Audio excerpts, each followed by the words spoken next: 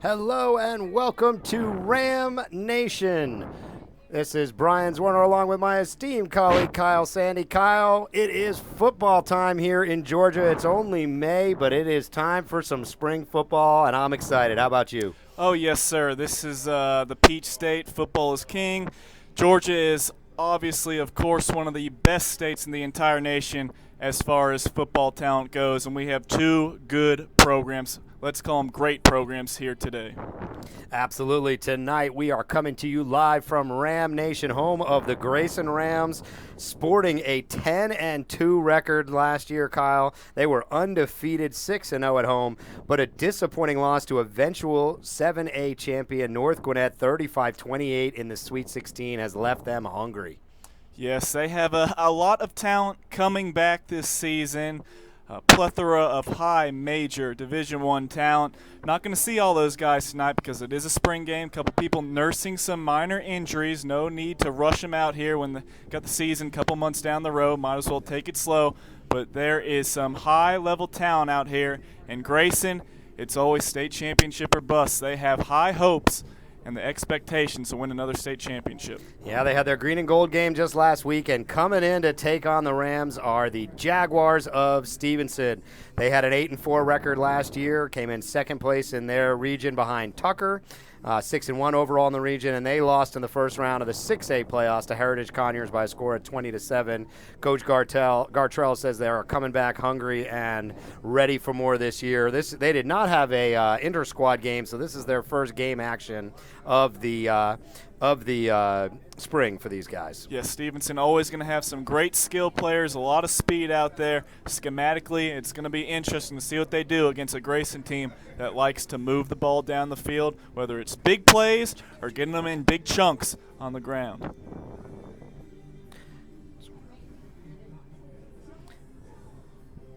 Okay, well, we got a big crowd coming in here tonight. It's been a rainy afternoon all day here in east part of Atlanta and Gwinnett County, and the Grayson Rams are getting ready here. Looks like everyone's out on the field. Grayson will be coming tonight in their typical green and gold home uniforms. That's Stephenson over there on the far side in the white with blue trim. Kyle, it's a spring game, so it's going to be a little bit different out there. I was told we'll see the starters, the varsity playing the first three quarters. The junior varsity team will come out in the fourth quarter. It'll look mostly like game action, 4 downs and everything like normal out here, though it may be a little bit modified. I don't think we'll see kick return just to keep the players a little bit safer out there. But should be great action tonight. And as you said, some of the key stars may not be playing tonight, but I was told even on the Stephenson side, 21 players on their roster have offers already to play the college level. 9 of them already committed to play at the next level. And this Grayson team, Kyle, they are loaded and they are led by Owen Pappoe. He is committed to Auburn. You'll see him out there on defense at number 1, and he is a wrecking machine. I'm told every quarterback and running back on the field needs to be watching out for that guy. Yeah, he's not going to be too hard to find out there, whether it's today in some limited action or all throughout the season. He is a disruptor out there, and he is going to be living in the backfield.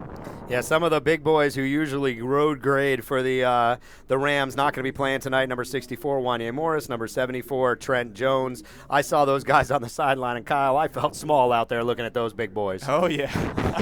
They're not going to be playing tonight, but they will be playing for sure. And I had a chance to spend a little bit of time with Wanya Morris, and he echoed exactly what you had to say, which is the only thing that counts around this place is state championships. It is state championship or nothing as far as these Grayson Rams are concerned. Yeah, when you got such a great accumulation of talent, you won a state championship a couple years ago, you get that little bit of a taste in your mouth, and you want more and more and more.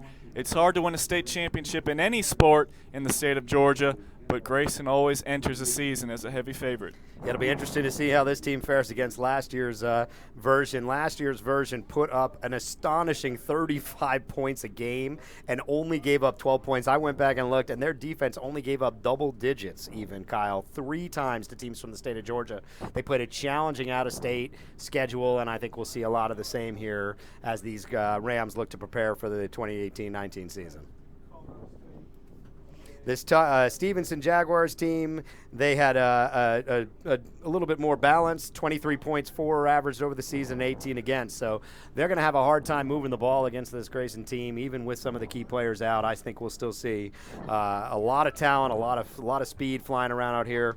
When we look at the offensive side of the ball for Grayson, we were told it's going to be number 4, C.J. Dixon, starting at quarterback. He told me before the game down there, he said he's a threat to run, he's a threat to throw. He's going to spread that ball around on the offensive side. And coming in, we'll see a little bit of the freshman, rising sophomore, 2021 class, Ian Shefflin. Kyle, I know you've seen Ian play on the basketball court a few times, and his older brother as well. So didn't know he was out here on the football squad, but apparently he is the backup quarterback tonight, number 15, Ian Shefflin. Yeah, big banger, big body. I'm not surprised to see him suiting up at quarterback. That's some very nice size at a young age. Yeah, running about 6'5" out there for Mr. Shefflin? Yeah, I'll give him over 200 pounds as well. So yeah, he's going to be a load to bring down. Running backs to look for on the Grayson offensive side, number 5, Gervin, number 6, Halyard, number 26, Maffa, and a number of strong wide receivers will be C.J. Dixon and Shefflin will be dealing to. Thornhill, Marion, Stinson, and Hayes out there. So I was told they look to spread this ball around. I think Grayson historically a little bit known more, Kyle, for the wing T offense, but not these days. These days it's a bit of spread and a bit of pro style. So we'll see more of a modern offense out there for the Grayson Rams. I was told when they move to the defensive side, it'll be their typical 3-4, and it'll be number 1, Owen Pappoe. We don't know how much he'll play tonight, but whenever he's out there, he is a force to be reckoned with. When we flip over to the Stephenson Jaguars, I was told that their offense would be, as described by their wide receiver coach, Kyle, bold and strong. That is what we should be looking for tonight. Typically, they run a 4-3 defense. We're not going to give it away in case the coaches are working, but I was told by their defensive coordinator it's going to be a little something different out there for the Jaguars in this spring game. Looking to get a little extra speed on the field. You'll see a little bit of a different look out there. Yeah, speed kills, especially in football. You got the quickest guys out there. That gives you a nice advantage, but at the end of the day, it comes down schematically. How do you match up against your opponent across the line? And that's why this game, even though it's a scrimmage, makes it so interesting. Captain's coming out to the middle there. Tonight's game is brought to you by Sportal Space. Sportal Space connects communities through youth sports. Sportal Space, every practice, every game. Kyle, we were not live for the football season. We started off at basketball, so many Grayson fans may be familiar with us. I know you had a chance to see the Rams play on the hoops court a few times this season, and they had a pretty great run to the Final Four, huh? Yes, back-to-back seasons, and glad that they'll be coming to the Sportal Space Showcase December 8th at South Paulding High School. Joffrey Pierce's team signed, sealed, and about to be delivered in a couple months. So we got some good basketball in Grayson. Yes, they are known as a football school, but Coach Pierce has really turned this program into a perennial contender, Final Fours and back-to-back seasons in Class 7A. Yeah, we're excited to have them joining us, and this Rams team brings a lot to the football field. We're excited to be here for football. This is our first foray at Sportal Space into the football space. You will see a ton of us throughout the entire fall season all over Metro Atlanta. If you're new to Sportal Space, you can check us out on Twitter. Follow us on Twitter, Instagram at Sportal Space, and on the Sportal Space YouTube channel, you will see player profiles. You will see highlights. You'll see game broadcasts. Kyle, tell a little bit about the folks we met from Cedar Grove last week. Oh, boy, yeah. We met two pretty good ones. If you're a football fan, especially in the state of Georgia, you might have heard of Jaden Hazelwood, number 1 ranked wide receiver in the entire country, going to Georgia. We saw Rashad Cheney, a defensive tackle, going to Alabama. We featured them in 2 separate Sportal Space spotlights, so sat down, got to talk to these kids, see what's going on heading into their senior seasons, and that's one of our favorite features we do out of many is our Sportal Space Spotlight series, and we go around to talk to some student athletes on the top of their game in the classroom, on the court, on the field. Always nice to see what's going on and catching up with those guys, the stars of tomorrow, catching them today while they're still in high school. And you can catch them on Sportal Space, so follow us on Twitter, Instagram, and check out this YouTube channel. There is more than just these live broadcasts.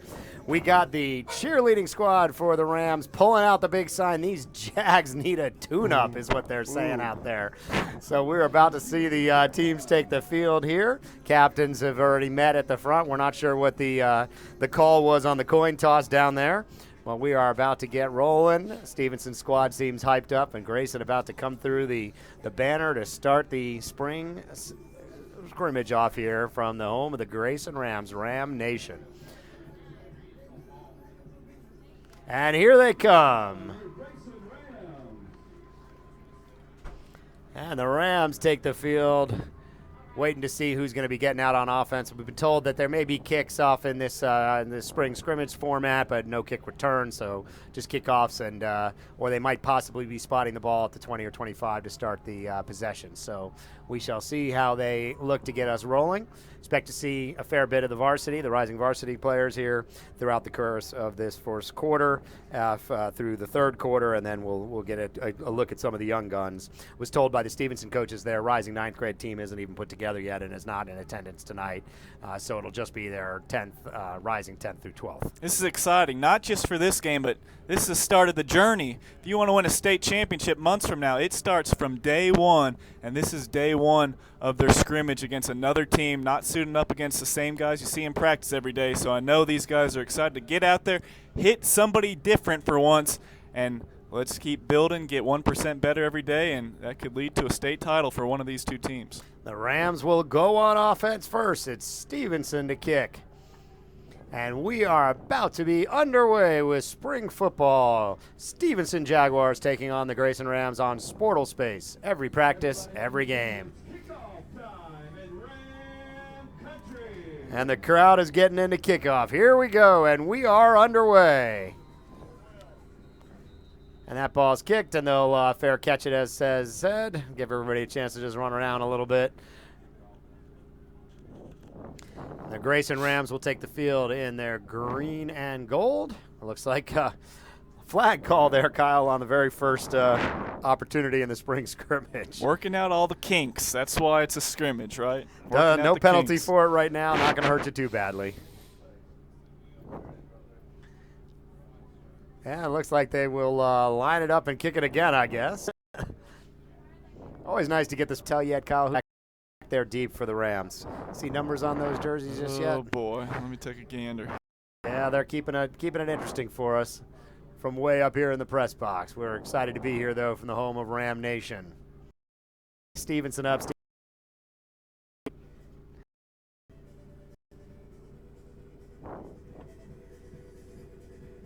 Everybody up, make some noise. Stomp your feet.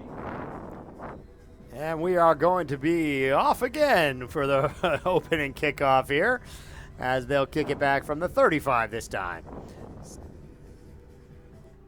Kick out to about the 10-yard line, and it's going to go out of bounds. So that will be the second penalty on kick to start the game, Kyle. Bit auspicious beginning to the spring scrimmage. No, we're good. As long as the weather holds up, it's getting a little darker. Maybe the sun's just setting. As long as it doesn't downpour, I'm good with whatever happens out here. Absolutely. We were the most avid weather watchers in the southeast all day long, and the rain came through a little bit earlier into metro Atlanta, but it seems to be fine here out in Gwinnett County.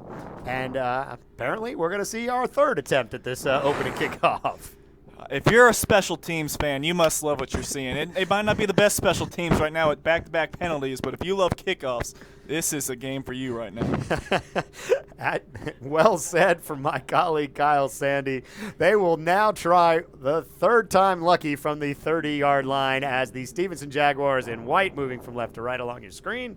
We'll take a third crack at this kickoff. I believe it was offsides and then out of bounds to the far side on the first two attempts, and the Grayson receivers will set up around the 20-yard line here. And here we go. Third time's a charm. And they're going to let him return this kick. Right up the middle, and a nice return out to the 50-yard line.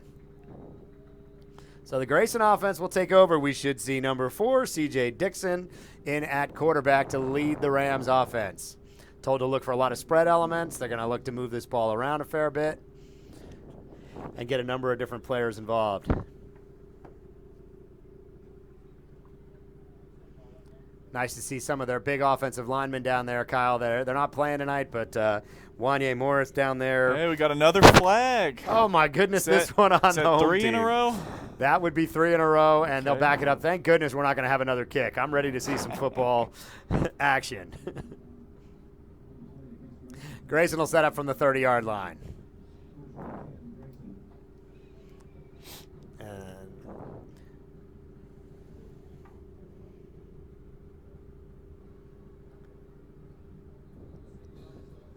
as we expected, out at quarterback to start this game, number 4, C.J. Dixon.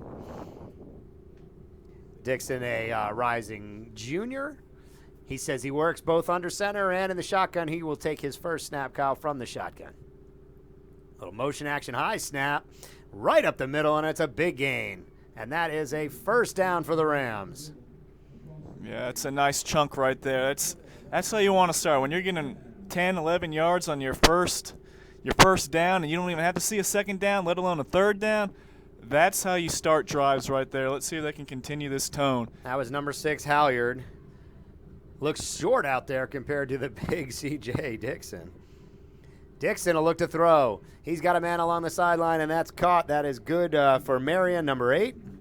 Nice little pass along the right far sideline there.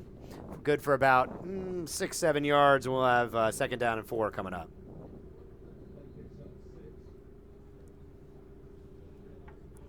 Official scorekeeper's going to call that second down and 4. Another motion, taking it around. Kyle, he's in trouble out there. Yeah, he was gobbled up right there. That looked like Nazir Stephenson. Stackhouse with the tackle there, but a little too much. Couldn't get the corner there. Stephenson did a nice job of setting that corner, not letting him get upfield, kept him east-west instead of north-south. Yeah, they gave that ball to Stinson, the wide receiver, coming on the motion play, and that one went the opposite direction. A loss of about 7 on the play. We got third down and 11, and let's see if Stephenson pins their ears back and comes after him.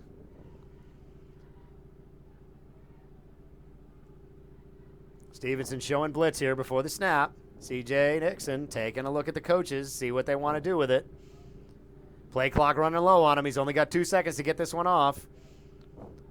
Bobbles it a little, but he's got a man open across the middle, and that is Thornhill with a big first down grab for 15. Thornhill showing off those basketball skills out there with the nice hands, getting out there, rebounding some. Basketball player doing it on both sides, dual sport athlete. Nice hands right there. Yeah, Grayson's going to go into the hurry up here. They're going to get it moving. These snaps have been a little high, Kyle. He's handled them. Dixon going deep, and it is just a little bit overthrown. He had some players down there, Kyle. That looked like an opportunity there. Yeah, just a little too far. I thought the wide receiver might have pulled up a step or two too early. Might have given up on that, but fairly close, but again, out of his reach. Second down and 10 from the 40. We apologize for not keeping the down and distance on the scoreboard up there just yet. Spring game, got to work out all the kinks. Dixon's going to go out of the shotgun again. A couple of these snaps have been a little bit harrowing to me, Kyle. Oh. Yeah, but what happens if it does start to rain? Then it gets a little scarier. But again, you know, it's early. It's a scrimmage for a reason. They'll get it all fine-tuned once we hit August. Absolutely. This is where you try to work it out. Dixon's going to air it out deep again. Little comeback route. The sideline was looking for a pass interference call, and they're not going to get it. Yeah, nice defense. Isaiah Bembry, a little physical, but nothing too egregious for a flag, and that'll set up another opportunity for this Grayson offense. Yeah, third down and 10 coming up here from the 40-yard line.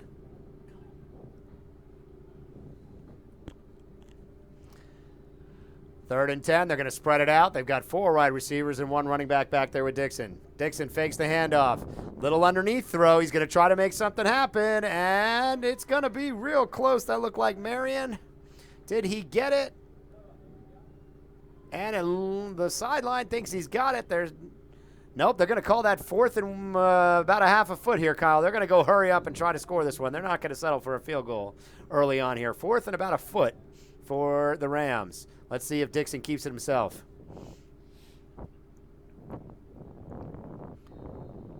And that is going to be a timeout called.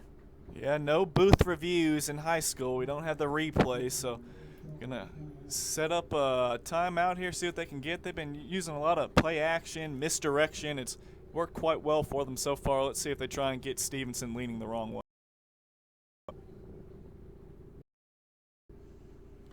All right, we'll talk it over here. I mean, no, it's a spring game. No point in trying to kick what would be close to a 45-yard field goal, 50-yard back, just trying to pick up this extra yard here and get this key first down early in. And Steve.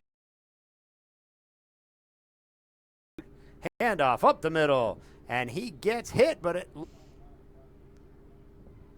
And the referees signal. Whoa, we got different referees signaling different directions. Hey, they're at home. You got to give it to them. Give them the first down. That will be a first down. I saw the referee on the far sideline signaling close. Stephenson I think ball. it was the right call, though. I think he got that last lean, extended that ball with that arm. I think it was the right call. Grayson will keep going to work here. 1st and 10 from the 30-yard line. Dixon joined in the backfield by Garvin. Dixon rolls out to the right. He's looking deep. He's going to take it himself. Cutting through the defense, and he gets taken down by a pack of Jaguars after a run of about 6-7 yards there. Yeah, that's the risk you take. If you're a quarterback that likes to use your legs, you're probably going to get punished from time to time. You just got to be smart about how you take those hits. If you got to slide here and there after a couple yards, do it. You got to preserve that body. Yeah, he didn't take the easy way out on that one at all. He ran right into a pack of Jaguars. 2nd down and about 3 here from the 23-yard line for the Rams.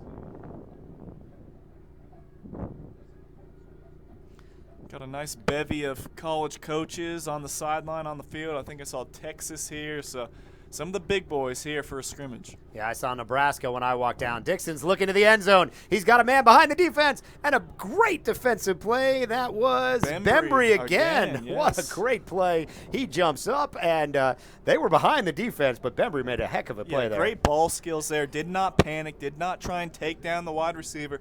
Turn your head, locate the ball, go up there and try and get a hand on it, and he did just that. A nice opportunity in 3rd and 3 deep in the Jaguar zone to call that kind of play and go for the end zone there. We'll see what they do here on 3rd and 3 if they try to run it up the middle or – and that's the Jaguars going way offside. That is number 50, Doug Bohr. And that'll be a first down for the offsides. Stephenson told me normally they run a 4-3 defense, but they wanted to get more speed on the field, Kyle. They're running a 3-5 tonight, putting extra linebackers out there. So guys in a little bit uncomfortable, unfamiliar position, I think, on the defensive line, trying to get more speed to counter all the offensive weapons for the Grayson offense. Yeah, we got to see how they do in the trenches, though. I think that's very important. Dixon looks outside, throws underneath, and that's not going to be caught. And that was attempt to Thornhill, no good.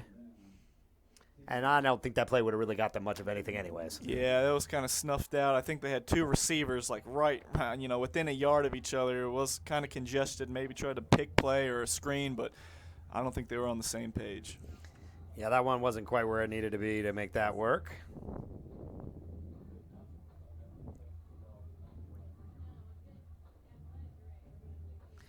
And here we go. 2nd down, sorry. And he is bottled up and ran back about 20 yards. They better let go before the flags come out. Yeah, there's already one flag. We'll see if this still stands. It might have been someone in the neutral zone possibly. We'll see. But if it stands, a big stop right there from Stephenson.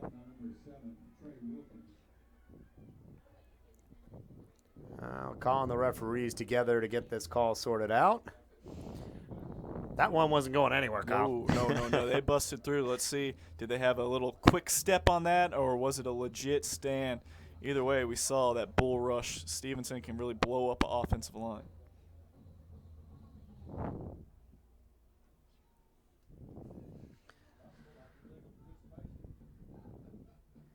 Waiting for the call down there from the referees. About 8 minutes left here in this first quarter, still 0-0. This is the first drive for the Rams, started around their 30-yard line. Penalty was against Grayson, so it'll be 3rd and about 13 from the 21-yard line here. Let's see if Dixon tries to go up top again. He's had success getting his receivers behind the defensive backs, but a nice play by Bembry saved the touchdown earlier in this drive. Breaking through, but a little sloppy. We'll see who this one's on. Yeah, nice fake there. They handed it right up the middle. Dixon acted like he still had it. What will be a first down if not taken back by the penalty, but I got a feeling this one's against the Rams again. Looked like offsides or possibly some type of illegal shift given where that flag came in from. Yep.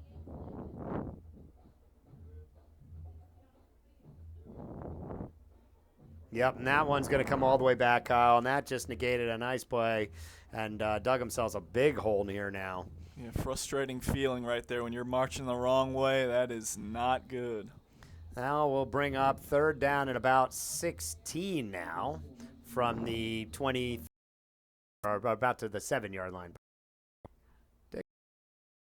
Yards.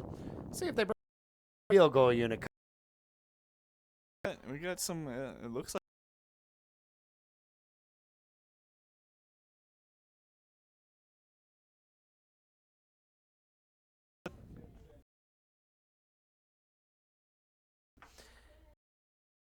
Give this one a roll, 35 yards.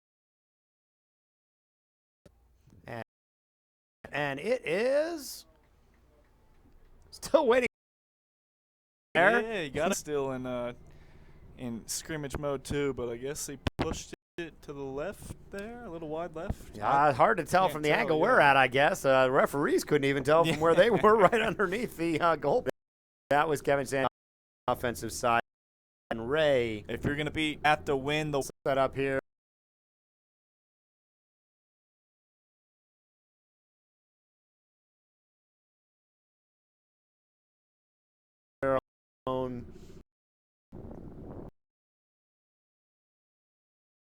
Grayson marched down the field relatively easily, pretty quickly there, and once they got towards the red zone. Off the left side for about 5 yards.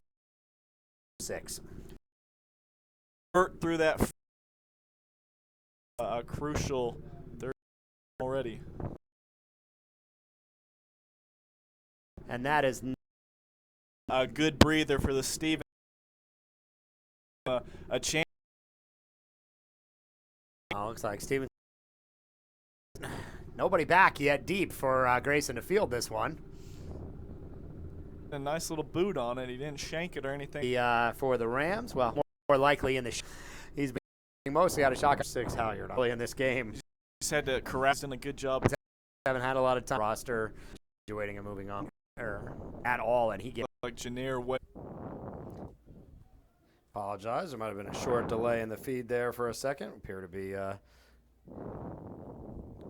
all live again. Still trying to sort out this flag. I think it's on Grayson.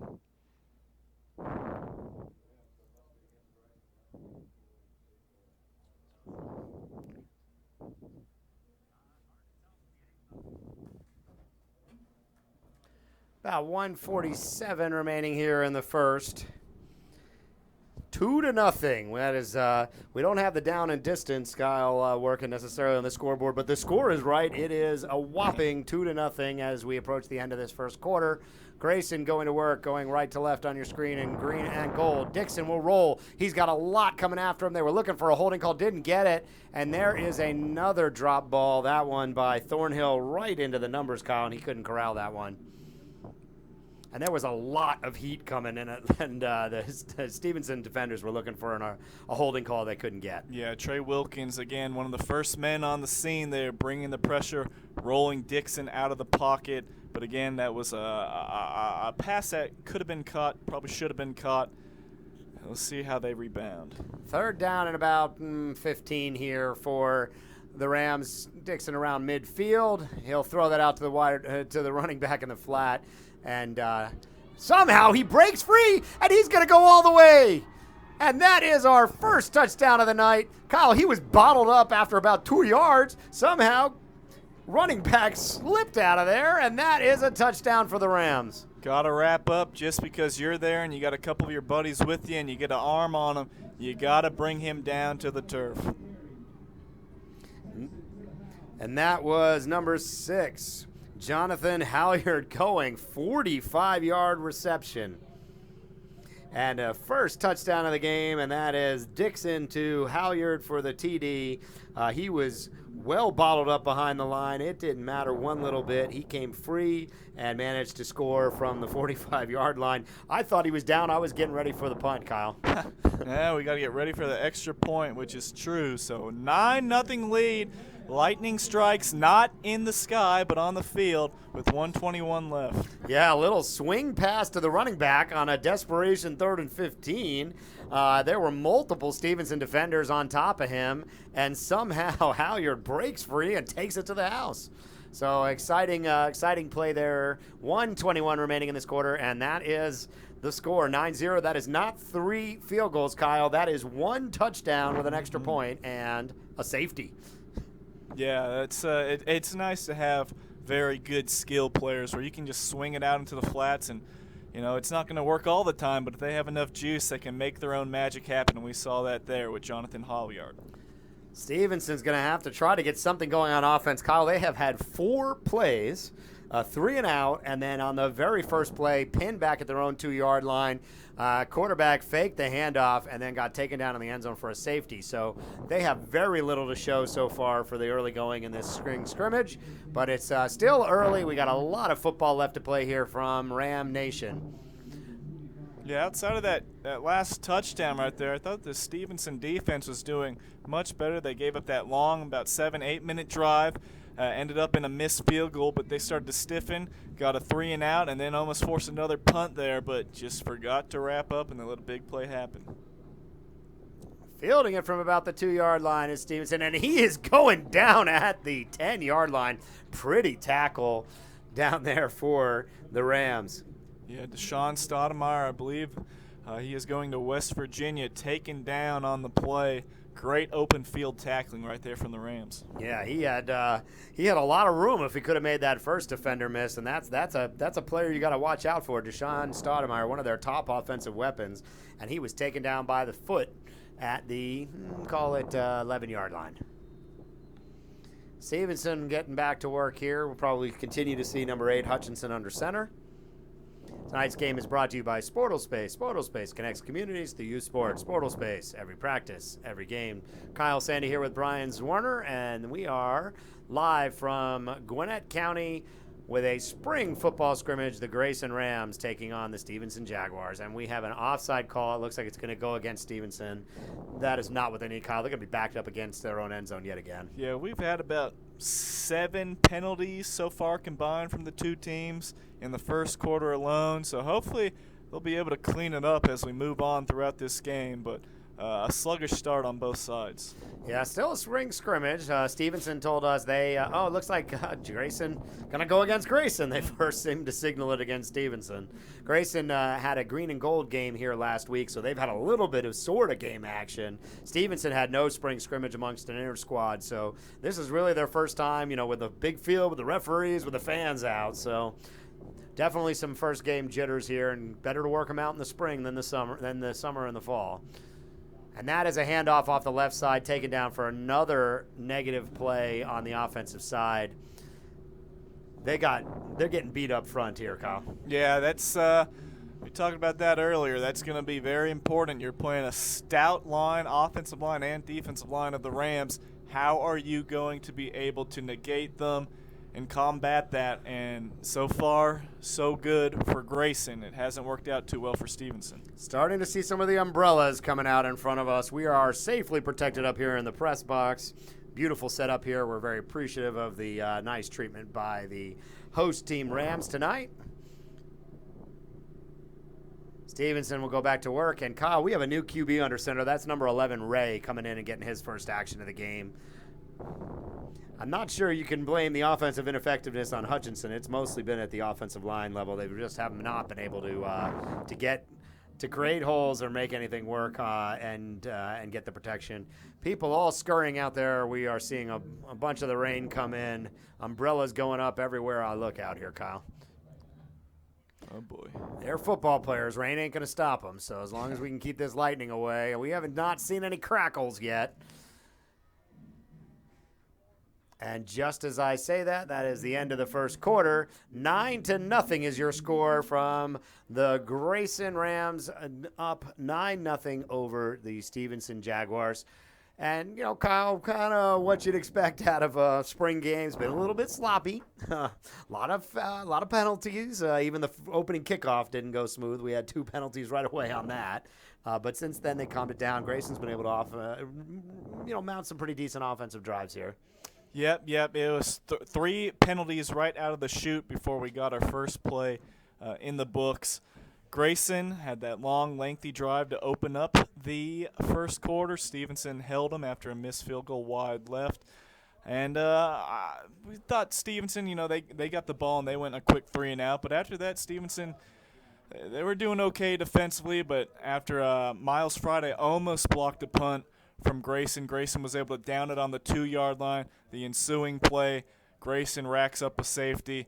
Fast forward a couple possessions later, Grayson looks like they're about to line up for a punt, but instead it is Mr. Jonathan Halyard taking it to the house for a big gainer, giving him a 9-0 lead. It's okay.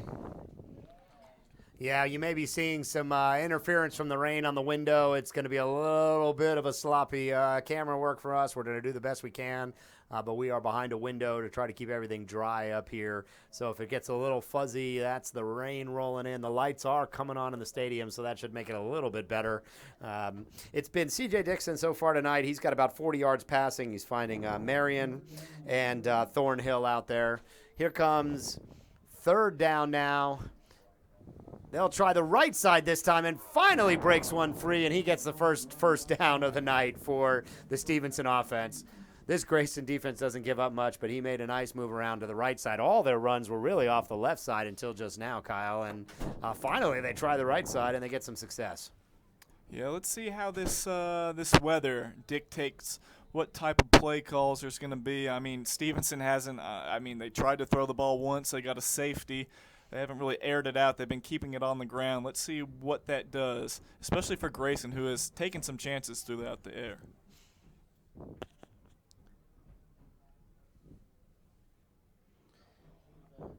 Good to see everybody came prepared with their umbrellas. We just take a look down. We see black umbrellas, rainbow umbrellas, blue, purple, green. They got everything. We got all the colors, and there's a little bit of a ledge. People are hiding back under the snack bar over there behind the action. He'll hand it off left again, and that is not going to work. They are not going to be able to run power football to the left side against Grayson. They've tried that 5 times, Kyle, and all 5 times he's been taken down behind the line. It's just been too predictable right now. Maybe they haven't installed everything in their playbook, but if you're a one-dimensional team and you're only going to run the ball or you're only going to pass the ball against a great team like Grayson, it's just probably not going to work out unless you are just that stellar of a team. It's very hard when the defense is sitting there and going to put 8 men in the box and say, okay, try and run on us. And that is exactly what we're seeing. 8 men up in the box for the Rams. Everybody watching the backfield. And he's going to try to throw. There was Hutchinson back under center, and they were offsides. That is not what this offense needs. They need the breaks to go their way right now. Going to be bringing up a 2nd down and about 15 for the Jaguars. Stephenson Jaguars in white with the blue trim. Got some rain coming in. Sorry if it's a little bit fuzzy there on the screen. We'll try to give you a little bit more of the action from our end. Number 8, Hutchinson under center still for the Jaguars with 10:50 remaining here in the second quarter. It is still 9-0. Grayson Rams. Grayson scored on a long touchdown run by Halyard. Running back took the ball out of the flat at the 45-yard line and outraced the defense after shucking off the defenders on a real pretty run in the end of the first quarter, near the end of the first quarter. We are at the start of the second quarter. The rain is rolling in. Looks like it's going to be a timeout for Stephenson as they set up on 2nd down about 15 from their 22-yard line. Only the kids out there running around without the umbrellas, Kyle. Yeah, Everyone else is either taking safety or found an umbrella. Catch pneumonia. They're lucky it's not too cold out here. Still, now the bad thing, it's going to get all hot, sticky, humid. That's Georgia weather for you when it rains. It must be tough for the players on the field, but these guys are football players. They're used to it. Through rain, through snow, maybe not snow in Georgia because we cancel school if there's half an inch, but you know what I'm trying to say. I'm with you. The Grayson field out there is a grass field, though I've been told many of the fields across Gwinnett County will be replaced with turf over the course of this summer. They'll be digging up fields all over Gwinnett County. I believe almost all 19 of the schools will be replaced with turf over the course of this summer. So they've let this one go a little bit as we get into the spring. It's a little nasty out there, and it's gonna get muddy, and we're gonna have some muddy football. I can hear the rain coming down on top of us now. Yeah, and that's a trend throughout the state of Georgia. I know Cherokee County, we're getting all brand new turf fields, and it's devastating walking down there. Not like I played football or anything, but you see that field and it's just complete dirt. So I guess there's a lot of money in these school systems, but it makes it for a nicer cleanup without the grass. 10:37 remaining, and that one looked like it was fumbled on the snap, and Grayson say they've got it, and sure enough, they do. That looks like number 44 coming away with it. It was a big cluster from the beginning Kevin there. Harris. Great job from Grayson. Yeah, I don't even know. Was it fumbled snap, direct snap? It did not work out either way, and Grayson has a chance. We said it can snowball quickly when you play a team like Grayson. 2-0, 9-0. Now we might be able to add 7 more on the scoreboard. Very important defensive possession right here from the Jaguars, trying not to let this one get out of hand. Yeah, this Grayson team can score in a hurry, as we said earlier, putting up 35 points a game last season. So they know how to score, they know how to do it, and it's going to be C.J. Dixon coming out again in the quarterback spot, and he's got Halyard in the backfield with him. Halyard, smaller guy, elusive, shuck off a whole bunch of tacklers and took a 45-yard reception to the house. And here he goes again on the pitch left. And the defense is ready that time. They take him down after about a gain of 2. Yeah, making sure they don't let him get loose again. They had him bottled up the one time, and then he raced down the sideline. I know Coach Gartrell over there probably gave that defense a nice talking to after that. You got to finish these plays, and a nice job bringing them down to the field. About 10 minutes remaining here. It'll be second down and about 8. And it looks like Stephenson is offsides again. It's been sloppy. It's still a spring scrimmage. Everyone's got plenty of time to work this out before the fall season starts. But, Kyle, it has not been the cleanest game we've seen. We've seen nearly, 8-10 penalties already, and we're barely into the second quarter? Yes. 3 of them on the opening kickoff. Yeah, it's been a struggle, but if you're Stephenson, in theory, this is probably the best team you should be playing all season long, or one of the best teams. So they're going to get better from this game. It's still early. I mean, this game's not over by any means, but they're having a rough go right now. Up the middle again, and that is going to be a first down. Look like Halyard again. Good for about 5 yards and the first down. Yeah, he's been the bell cow back tonight. Yeah, he's got about 23 yards unofficial from us here rushing, and the 145-yard touchdown reception. So he's had a good game. C.J. Dixon going for about 40 yards passing. 40 yards plus the big play. He's got about 85 yards passing so far on the night. He will look to the end zone.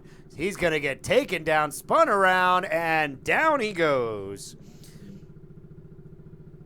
That was a big play. Stephenson really needed that one, Kyle. Yeah, that was Janair Wade. We've called his name a couple times tonight. He's played very well. Wade's played well on the line. We've seen defensive back Isaiah Bembry with a couple nice plays. So I think it starts up front, and Wade has done a very nice job along with Trey Wilkins as well, but not enough help elsewhere. Grayson's still been able to move the ball when they really need to. That'll bring up second and about 13. Dixon got spun around. He was looking deep into the end zone. I think he might have had someone down there, but wasn't able to get the time he needed. They'll fake the pass, run it up the middle, and that'll get about 5 yards. We'll set up third down and about 8. 8:35 remaining in this second quarter of our spring scrimmage, coming to you live from Ram Nation, home of the Grayson Rams in beautiful Gwinnett County. Kyle, Sandy, and Brian Zwerner here tonight for Sportal Space. Sportal Space connects communities through youth sports. Sportal Space, every practice, every game.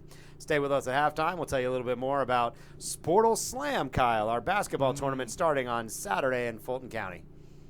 Very excited for that one. Absolutely. We will have all the information you need for that as the halftime comes around. Tell you a little bit about our plans there and tell you a little bit about some of the other things that Sportal Space is doing in the community.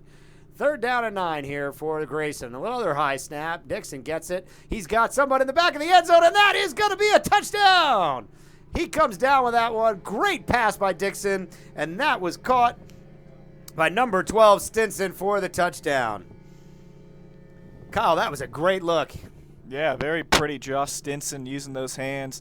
A couple guys getting close to him, but he just targeted in on that ball, high-pointed it, brought it down, completed the catch. This is not the NFL, so we don't have to concern ourselves too much with that, but a great job all the way through. And all of a sudden, that score is getting closer and closer to reaching 20, and let's see what they can do with this extra point.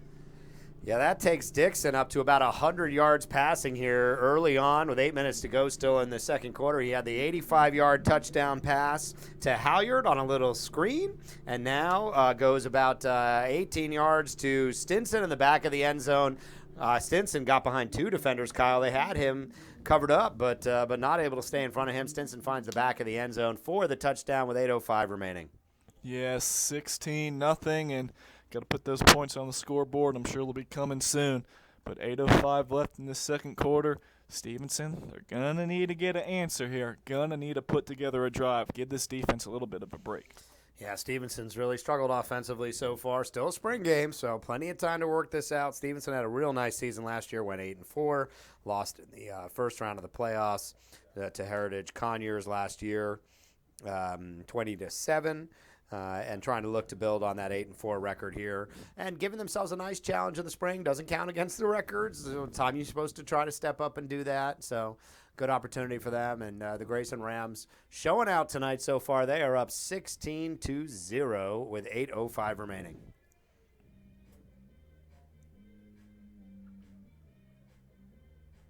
And the 16, Kyle, came a little bit of an unorthodox way. That was two traditional touchdowns and a safety to open the game. Stevenson got pinned back at their own 2-yard line after a beautiful punt down to the 2. And Grayson got the first score of the night at 3:02 remaining in the first quarter with a safety. Kick is up and away for the Rams. Fielded into the end zone, and if you're not familiar with watching Georgia high school football, if that ball crosses the goal line in any way on a kick, it is an automatic touchback. You're not allowed to run those back. Yeah, so if you have a good kicker that can get those into the end zone, you're doing a nice service for your special teams. They don't have to worry about anything. And on a safety side as well, that eliminates a lot of run backs and a lot of opportunities to get hurt. It looks like they're going to re-kick this one, though. Didn't see what the call was down there, but Grayson is going to back it up and kick it again. So apparently Grayson was offsides, and Stevenson will get a chance to improve their field position with 8:05 remaining here in this second quarter, down 16-0. Grayson Rams in green and gold going left to right on your screen. Stephenson Jaguars in white with the blue trim. Tonight's game brought to you by Sportal Space. Sportal Space connects communities that use sports. Sportal Space, every practice, every game. Brian Zwerner here with Kyle Sandy. Excited to be here for spring football. Our first foray into live football in Georgia. We are excited to be here tonight. That one looks like it's going to roll out of bounds, and that'll be yet another penalty on the kickoff. Kyle, the kicking game's been an adventure. Yes, it has been an adventure for sure. Hopefully they can finish this game. There's still plenty of time left. Clean it up as we get into the second half. Yeah, the rain came through a little bit earlier, but nothing so bad. Relocated half of the crowd to the snack bar with the little overhang over there, but everyone seems to be coming back out. It seems like the rain's either lightened up or stopped in a fair bit. And that will be third time again. This has become a habit. Opening kickoff had 3 cracks at it with the penalties, and it looks like we're going to see exactly the same thing here yet again. Yeah, if you're a fan of kickoffs, we got a ton for you. I'm telling you. This is third time here. Let's see if this works out better for Sanchez. And that one is going to stay along the sideline, too. He lets it roll, and that one will go out of bounds, too. Kyle, if I'm the special teams coordinator for Grayson, I might be telling him to kick it down the darn middle. Just pooch kick it. Just pooch kick it. At this point, if it's a struggle to kick it down the middle of the field, I mean, that's at every level. Kicking it's either hit or miss. It's either good or it's bad. It fluctuates a lot. That's why if you're a good kicker, you're Adam Vinatieri, you're a guy like that, you can play in the NFL for 20, 22 years as long as you can keep it straight and down the middle, especially with field goals. With these kickoffs, unforced errors, you can't have them. Even though it's a scrimmage, it's not a good precedent to start. You got to not shoot yourself in the foot. Let's see if you can make this one, again, third time a charm. This would be fourth time a charm. Fourth time now. Oh, man.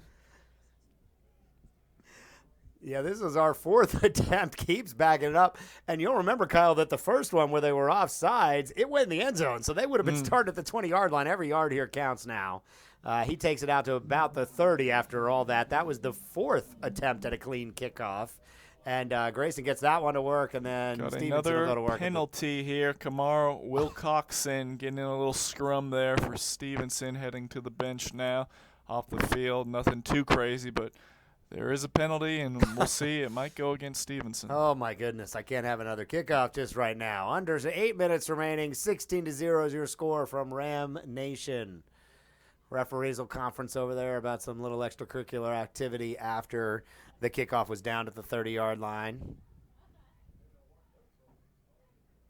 Must still be raining a little bit, Kyle. I see even the cheer squad out there with their parkas on. Yeah, just getting prepared.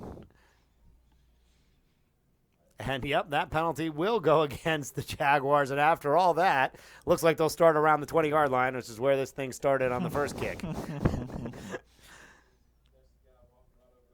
Score is still 16-0. We had 2 touchdown passes by C.J. Dixon. The first one, a 45-yard scamper by running back Hollyard. He came out of a pack of Jaguar defenders and managed to take it to the house. Second one, a really nice throw, was a fumble at around the 20-yard line, recovered by Grayson. That set up an 18-yard touchdown pass by C.J. Dixon to Josh Stinson in the back of the end zone. And we sit here at 16-0, the first score of the game, a safety by the Grayson Rams. And that is your recap of where we're at. You are all caught up and ready to roll as the Jaguars will go to work offensively now. Just under 8 minutes remaining here in this second quarter. Fakes the handoff. He'll roll out to the right. He's going to go deep. And he's got a man. And that is good. Stephenson down the field, and that was number 11, Ray. We were told he was a quarterback. That's Hutchinson to Ray for a great play down the field, good for about 30 yards. Yeah, big play there. One of their few passing plays, and you got to stretch out the defense. You can't just keep running into a brick wall every single time. You got to mix it up, and we see a big gainer for the Jags. Yeah, that was Hutchinson to Ray. Ray, the backup quarterback, number 11. Nice little rollout. Gave him a bit of time there finally. Going to run that one right up the middle is Goff, and Goff is taken down after no gain.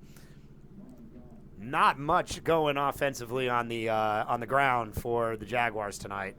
They are just running into a big brick wall of Grayson defenders up front. Good for about a yard. We'll go 2nd and 10.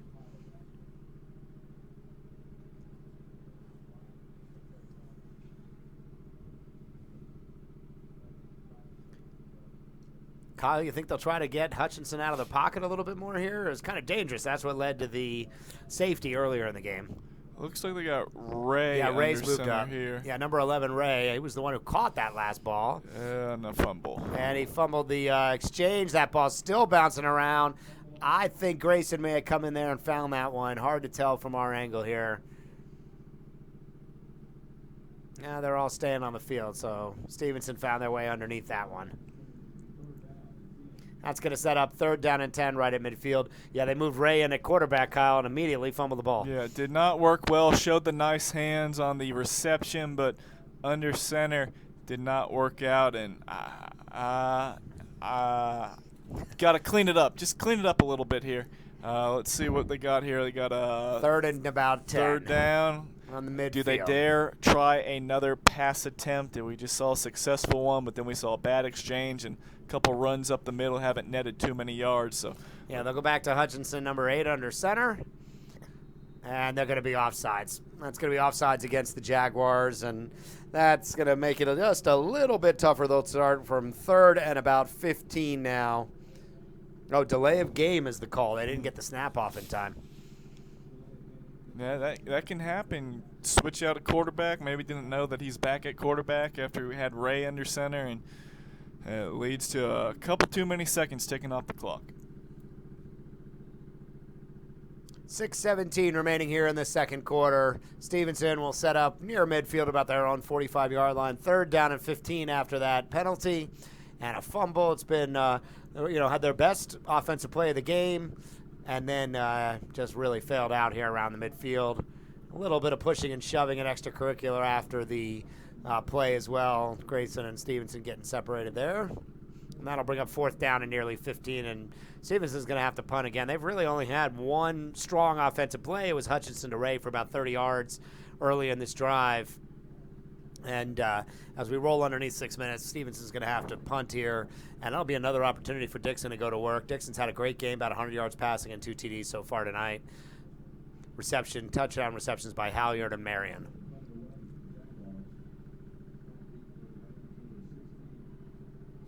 Looks like number 16 for the Rams going back to receive that one. Jamal Hayes, one of their starting wide receivers. Low snap. Grayson's coming after this one. They won't get hands on it. That ball is bouncing around inside the 20-yard line. Got to be down by Stephenson at about the 13. Nice Grayson punt. came after that one, Kyle. Another one. Both these teams are sitting in the house trying to get a block on special teams, kind of ignite their team. We saw a safety. That's not necessarily special teams, but special teams put them down at that 2-yard line, which led to that safety for Grayson, and they've been off to the races ever since, and they're trying to do it again, trying to get a punt block. But great job from Stephenson to boot that one down, and Stephenson defense back on the field yet again. Yeah, Stephenson slipped the field at least that time. Started this drive at their own 20, had a great 30-yard pass from Hutchinson to Ray to get out to midfield, but then the offense stalled out. But a nice punt at least gets them having Grayson going to work now down at their own, call it 13-yard line down there. 1st and 10, Grayson with about 5 minutes and change remaining in the second quarter. Dixon goes to work, and yet another piece of yellow laundry on the field. We haven't been tracking it, Kyle. This has got to be 15 penalties so far early going in the second quarter. It's very close. Yes, that would be in the ballpark. I mean, we've seen 6 on the kickoffs alone. Yes, that puts you behind the 8 ball right there. Referees getting their own spring workout in here. 5:15 remaining. That'll back Grayson up. 1st down and 15 now. Dixon still under center. He's had a great night. 100 yards passing roughly, 2 touchdowns. Run up the middle is going to get back maybe 3 or 4 of the yards they lost on that offsides penalty. We'll set up about 2nd and 12. Kyle, what do you think of the Grayson G? Looks pretty reminiscent of the Georgia Bulldogs out there. Yeah, I mean, there's G's all over the place. It's part of the alphabet. Georgia, it looks like a Grambling State G to me. It looks like a Georgia G to me. Everybody's got their own G. It's a good logo. I'll give it to them. Absolutely. Grayson Rams going here. I was told back in the day out here they actually had live rams for mascots until things. Yeah, see the statue out here. Yeah. Yeah. Handoff off the left side. He's going to get taken down deep in the backfield. Nice defensive stop for the Jaguars. And that will bring up 3rd, about 15. I think the running back is down on the field out there, Kyle. Yeah, he's still down on the ground. Well, it might actually be one of the offensive linemen. Yeah, that's one of the offensive linemen. We can't catch a number from where we are at right now. One of the Grayson linemen down on back around the 10-yard line. Trainers are out on the field taking a look. Coach Shefflin taking a walk out there as well.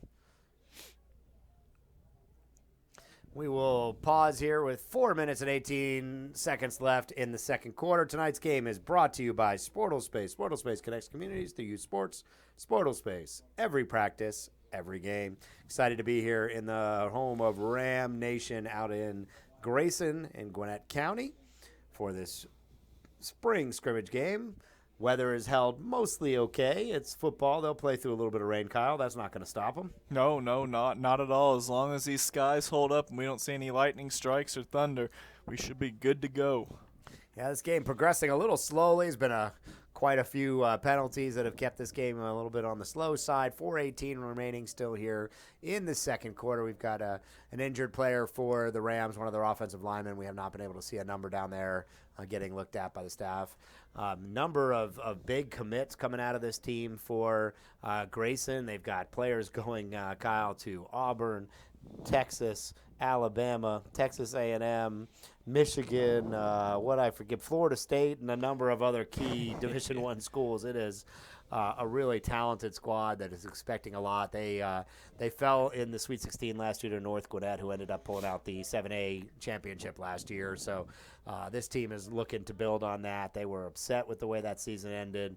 I talked to a number of the players and coaches, and they feel like this team has got a chance to ring that championship bell this year. Yeah, they definitely have a good opportunity. It's always hard in Class 7A. You got teams from South Georgia, Colquitt County is always a scary proposition. North Gwinnett has some good teams here and there. We saw them finally put it all together last year. Walton, Milton, there's always good football. Gwinnett's always just a gauntlet to go through with Mill Creek, Archer. But when you talk Gwinnett County football, it usually always starts, what's Grayson got this year and how far are they going to go? And Grayson, they're used to having the target on their back. Let's see if they can finish the drill. Last one, the state championship in 2016 with a thrilling 23-20 overtime victory over Roswell. That was a great game. I was able to catch that one. But it's not easy to win a state championship, and today is day one of that process, that journey to get back on top of the mountain. Stephenson, no slouch themselves. This team has put together a lot of nice seasons. They've got 21 players, they told me, that have got scholarship opportunities already. Nice little reverse coming to the near side, and he is taken down after a gain of about, call it 6 yards. That'll set up 4th down and 7 from their own 18, and the punting unit will come out for the Rams as we approach 4 minutes remaining in this first half. Well, let's hope that there's no penalties. Let's play this last 350 clean, good ball. Let's go in the second half with some good momentum as far as maybe not on the scoreboard, but let's clean some stuff up. I want to see 3 minutes and 41 seconds of no penalty football. Yeah, well, Jaguars look like they're going to come after this one hard again. They got close to it last time. They're in the backfield but not able to get to it. That punt will be down around the 50 now, getting a nice Grayson bounce, and that's going to roll all the way to the 41-yard line. Jaguars will take over near midfield at the 41-yard line with 3:21 remaining. They've been mostly running with Hutchinson, number 8 at quarterback. Gave Ray a little bit of an opportunity there. Had a little bit of a center snap exchange issue. Only real big positive play for Stephenson tonight was Hutchinson to Ray for about 30 yards. C.J. Dixon for Grayson's piled up nearly 100 yards passing and 2 touchdowns. 2 touchdown passes tonight, and they've really controlled this game so far, Kyle. Yeah, it's been it started up front. I think they've dominated Grayson, the offensive line, the defensive line. Stephenson's been trying to play some smash mouth football, but they've been getting gobbled up. It's 2 yards here, 1 yard here, the occasional 4-yard run, but Grayson has controlled the line of scrimmage. Defense has led to offense with a nice sprinkling in of special teams, leading to that first score on a safety. And they're going to be right back at it again. Let's see if Stephenson can get some momentum. Handoff inside, and he goes down barely before he got that. He was lucky, Kyle, to come away with the ball there because he was tackled nearly before he had it. Yeah, they're just blowing things up right now. They're flying around, and it's a scary thought. Grayson, a lot of their horses, all their big-time stars, a lot of those guys are not playing today. So you could probably say the same for Stephenson. They might not be having all their standouts playing, but when this Grayson team is at full strength, it's scary. Yeah, no doubt. No doubt. And the guy who's been wrecking things up front has been number 91, Jaden Boast. I was told he was one of their defensive stars. He's just a rising junior, Kyle. And this guy, he looks big and strong out there at right end, and he has been blowing things up out there on the field. And he is into the backfield. Nope, that's going to be Ray taking it. He's going to keep it himself. He tucks it and runs, and he gets about 8 yards. But, man, he gets tagged for his troubles, Kyle. Yeah, that's one of their best plays of the entire game, though. They have not had many plays longer than 5 yards, and they get about 8 yards the hard way. Yeah, Ray paid for it, though. He took a lick at the end of that. That was number 11, quarterback Ray. He's got about that 8-yard rush. Has a 30-yard reception, so they've been using him in different ways tonight. It's going to be Hutchinson back under center now. 3rd down and call it about 3. And that looks like it's going to be a timeout for the Rams. Yep, timeout for the Rams. This half just doesn't seem to want to end, Kyle. No, it does not. No, it does not. We're excited to have a long first half of football here, going on about an hour and 10 minutes in this spring scrimmage from Grayson Rams, home Ram Nation. It's been mostly the Rams so far tonight. On the offensive side, they've had scored on a safety, about 3 minutes remaining in the first quarter. 45-yard touchdown scamper by number 6, Hollyard, and a fumble caused by the defense at About the 10-minute mark remaining in the second quarter led to a touchdown by C.J. Dixon to Stinson at the back of the end zone. And that gets you caught up on all the action, 16-0. Today's game brought to you by Sportal Space. Sportal Space connects communities to use sports. Sportal Space, every practice, every game. Stick with us at halftime. We'll tell you a little bit more about some of the things Sportal Space is doing in the high school sports community around the state of Georgia. A lot of exciting stuff we've been a part of, Kyle. You and I have been calling games across the state. We've been to basketball games, boys and girls. We've been to soccer games, boys and girls. We've done baseball and lacrosse. And this is our first foray into the football in Georgia. And we are excited to tell you we will be out all over Metro Atlanta and beyond in the fall this year, bringing you live football action on our YouTube channel. So we appreciate you joining us tonight and look forward to bringing you more content. That is a run up the middle on 3rd and 3, and it looks like he's going to get a first down. And, Kyle, that is just what the doctor ordered for the Jaguars. Yeah, finally moving the chains. They haven't had a ton of first downs.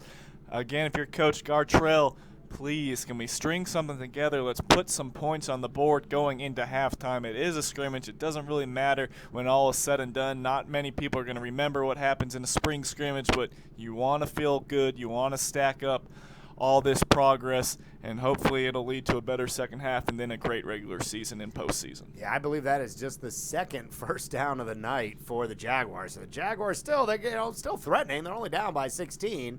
If they get something going here, they could change. That's a nice 5-yard run up the middle by Goff.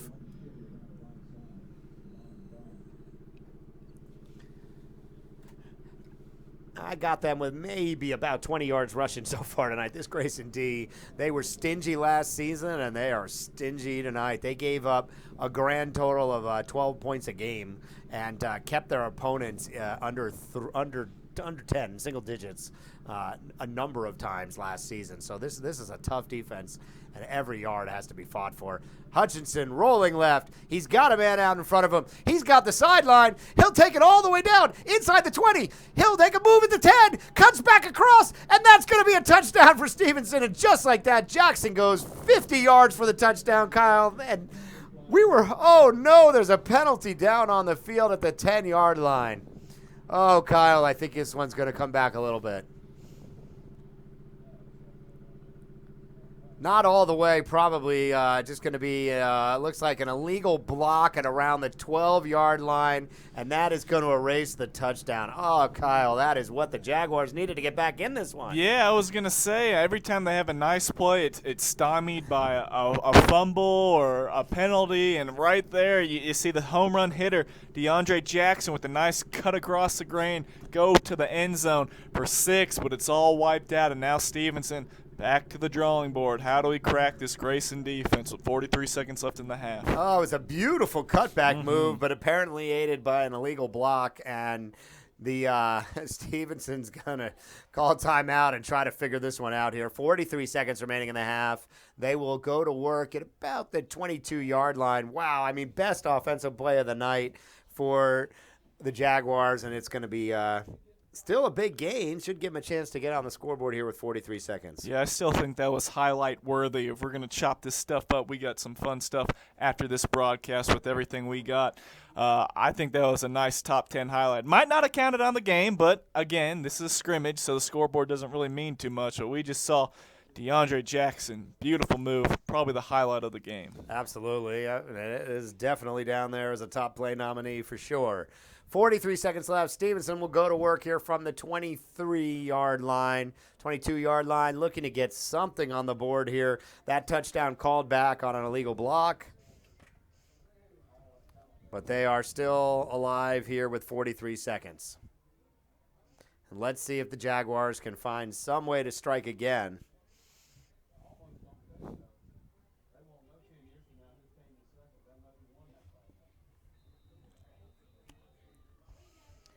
They'll go to work. Clock is running now. 40 seconds remaining. Hutchinson under center. He rolls right. He's running into. He gets away from the defenders. He makes another man miss, but the fifth guy's going to take him down, and that is going to be a problem. Stephenson is going to need a timeout here. No, they're going to let it run with 20 seconds remaining. Kyle, why are they letting this clock run? They may be out of timeouts. It's possible. There's been a few taken. But, yeah, ran about 15, 20 yards right there for only about 4 yards of actual turf. Nice little scamper, but clock is running, and they are not going fast enough. This is going to be the last play of the half. 5 seconds remaining. Oh, Ray comes up and downs it with 2.8 remaining. Yeah. Kyle, they're going to kick a field goal here, or they're going to have to find the end zone? That's a long field goal given what we've seen in the kicking game tonight. I don't think they're going to kick it. DeKalb County kicking is always – it's hit or miss with some of these teams. Always been great with the skill players, but there haven't been many superstar great kickers. They usually go for it on fourth down, and we're going to see it right here from Stephenson trying to get some points on the board. 3 seconds left. They're going to be tossing it to the end zone. Yeah, it looks like it's going to be Ray under center, number 11. Let's see what he's got. He's going to try to find this end zone. 2.8, and there is a timeout for the Rams. So in the half that will never end, Kyle, we have another timeout. 2.8 seconds remaining. Grayson setting up their defense from the 20-yard line. And 2.8 seconds, Grayson Rams are up by a score of 16-0. Rain has stopped. We saw the rain roll through around the end of the first quarter. Everyone had a little scamper to a place of dry area, but now they are back out. Had a nice crowd out here for a spring scrimmage. Oh, yeah. Great crowd, especially you got these great programs. When a state title is always a realistic possibility, of course the community is going to come out and support. C.J. Dixon been the leading offensive threat for the Grayson Rams. He's got nearly 100 yards passing and 2 TDs. That TDs were Halyard. He's had a great game as well, about 25 yards rushing, and the 1 touchdown reception for 45 yards. They threw a little swing pass to him, and he managed to make everyone miss. And the other on the receiving side, also Stinson with a touchdown of about a 15-yarder, and Marion had a really good start to the game, 3 catches for about 25 yards. Last play of the half likely coming up here, 2.8 seconds. Ray under center for the Jaguars. He'll go back, fakes the handoff, hands it inside, and that is Goff, and he is gobbled up, and that is going to be the end. And a little bit of pushing and shoving afterwards. Great defensive stop, and it was just who we said earlier. It was Jaden Bose, number 91. He has wrecked this offense so far tonight. He has been all over the place, and he has single-handedly blown up a number of rushing plays, and that one's going nowhere. 16-0 is your halftime score here from Ram Nation, home of the Grayson Rams. Kyle, it's been mostly Grayson on the offensive side tonight. Not much going for Stephenson. Yes, Stephenson's offense hasn't been able to even get out there too much. They get out there and a couple penalties, a couple fumbles, a couple 3-and-outs. We saw a little bit of momentum here, but they run out of time, unable to complete the drive. Grayson's been dominating the line of scrimmage, and they've been putting that Stephenson defense on the field for a large majority of this game, and Grayson has worn them down, pounded them, a couple nice completions in the passing game, and it all adds up to a 16-0 lead at the half. If you're the Grayson coach, you're just telling them, hey, more of the same, boys, right? Yeah, Coach Honeycutt, you're rolling right now.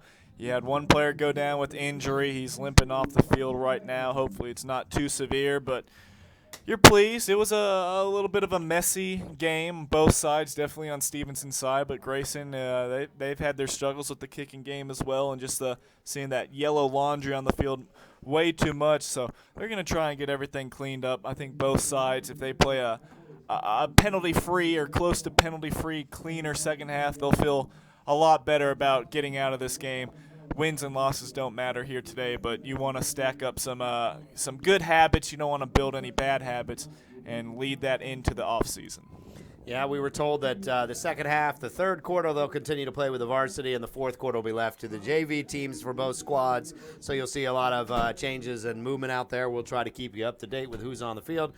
Kyle, tell the folks at home a little bit about our Sportle Slam basketball tournament coming up this weekend. Really excited for our Sportle Slam 1 starting on Saturday. Sportle Slam 1, Saturday and Sunday. Saturday we will have it at Northview High School and Alpharetta, and then championships on Sunday, which will all be live broadcasted on this YouTube channel.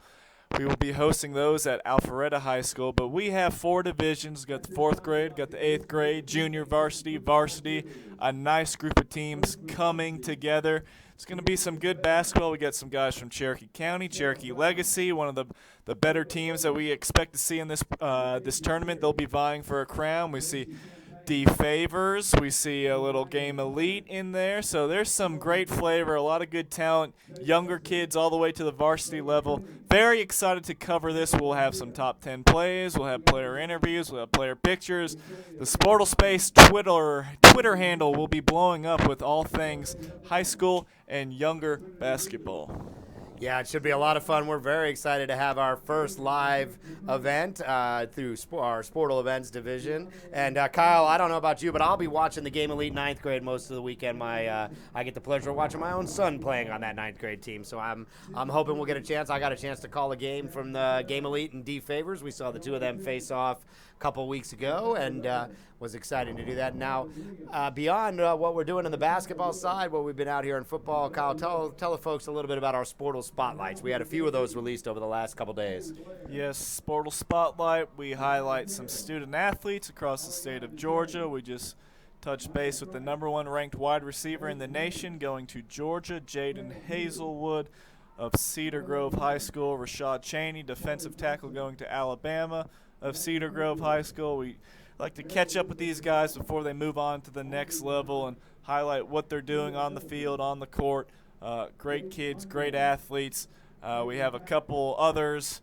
Basketball, Jackson Eder from Etowah, K.D. Johnson from Southwest DeKalb, and we got some more athletes on the docket to get to throughout this spring and summer months. So one of our favorite things to do is this Sportle Space Spotlight feature. We have a lot of them, about 5 to 7 minute videos, and we got some more coming up. Some great players all across the state of Georgia through multiple sports, and we're going to try and highlight as many as possible. Yeah, we were out over the course of the winter and the spring seasons at over 300 Georgia high school events. We have reporters. You'll see them in the fields and gyms close by all over Metro Atlanta and well beyond. You'll see us at basketball, baseball, soccer, lacrosse, football, volleyball, and softball. Those are the big sports we're covering right now, and we are excited to be part of Georgia high school sports. That is Sportle Space. You can find us on hashtag Sportle News. You can see us on @Sportle Space on Twitter and Instagram, and you can obviously see us here on the Sportle Space YouTube channel. We're pleased you're able to join us. You can expect to see us throughout Metro Atlanta through the fall. We will be live Friday night from one or possibly more locations throughout Metro Atlanta. And if you want your football team to be broadcast live on Sportle Space, don't be shy, Kyle. What do we tell them to do? We want them reaching out to us through Twitter or Instagram. You can always DM us. You can tie us in anywhere you want. You can also get to us on our website. So if you've got a team that needs to be seen, you tell us about it, and we will try to see if we can accommodate. We love to hear from the fans. If you've got great footage of spring football or other sports, please send it along. We love to retweet and repost the stuff that we get from our fans, and you will be definitely seeing a lot more of us in the football season when the fall wraps around. Excited to be here from the home of the Grayson Rams. Been a wonderful night so far. We were worried about the weather all day long. We put a good word in wherever we could for the weather, and we just saw a light sprinkle come through, and it looks like things are clearing up here for the second half. About 4 minutes remaining in this halftime period. Grayson up 16-0. Scoring came. Grayson pinned the Stephenson Jaguars at the about 3:02 mark in the first quarter. Pinned him at about the 2-yard line, Kyle, and got that safety, taking down Hutchinson in the end zone. Second score looked like just a routine swing pass on the third down. Didn't look like it was going to go much anywhere from C.J. Dixon to Halyard, the mighty might running back, number 6 for the Grayson Rams, and he took that thing 45 yards to the house. Kyle, he must have dropped 5-6 defenders along the way. Yeah, Stevenson thought they had him bottled up, but he spurt free, and he was gone after that.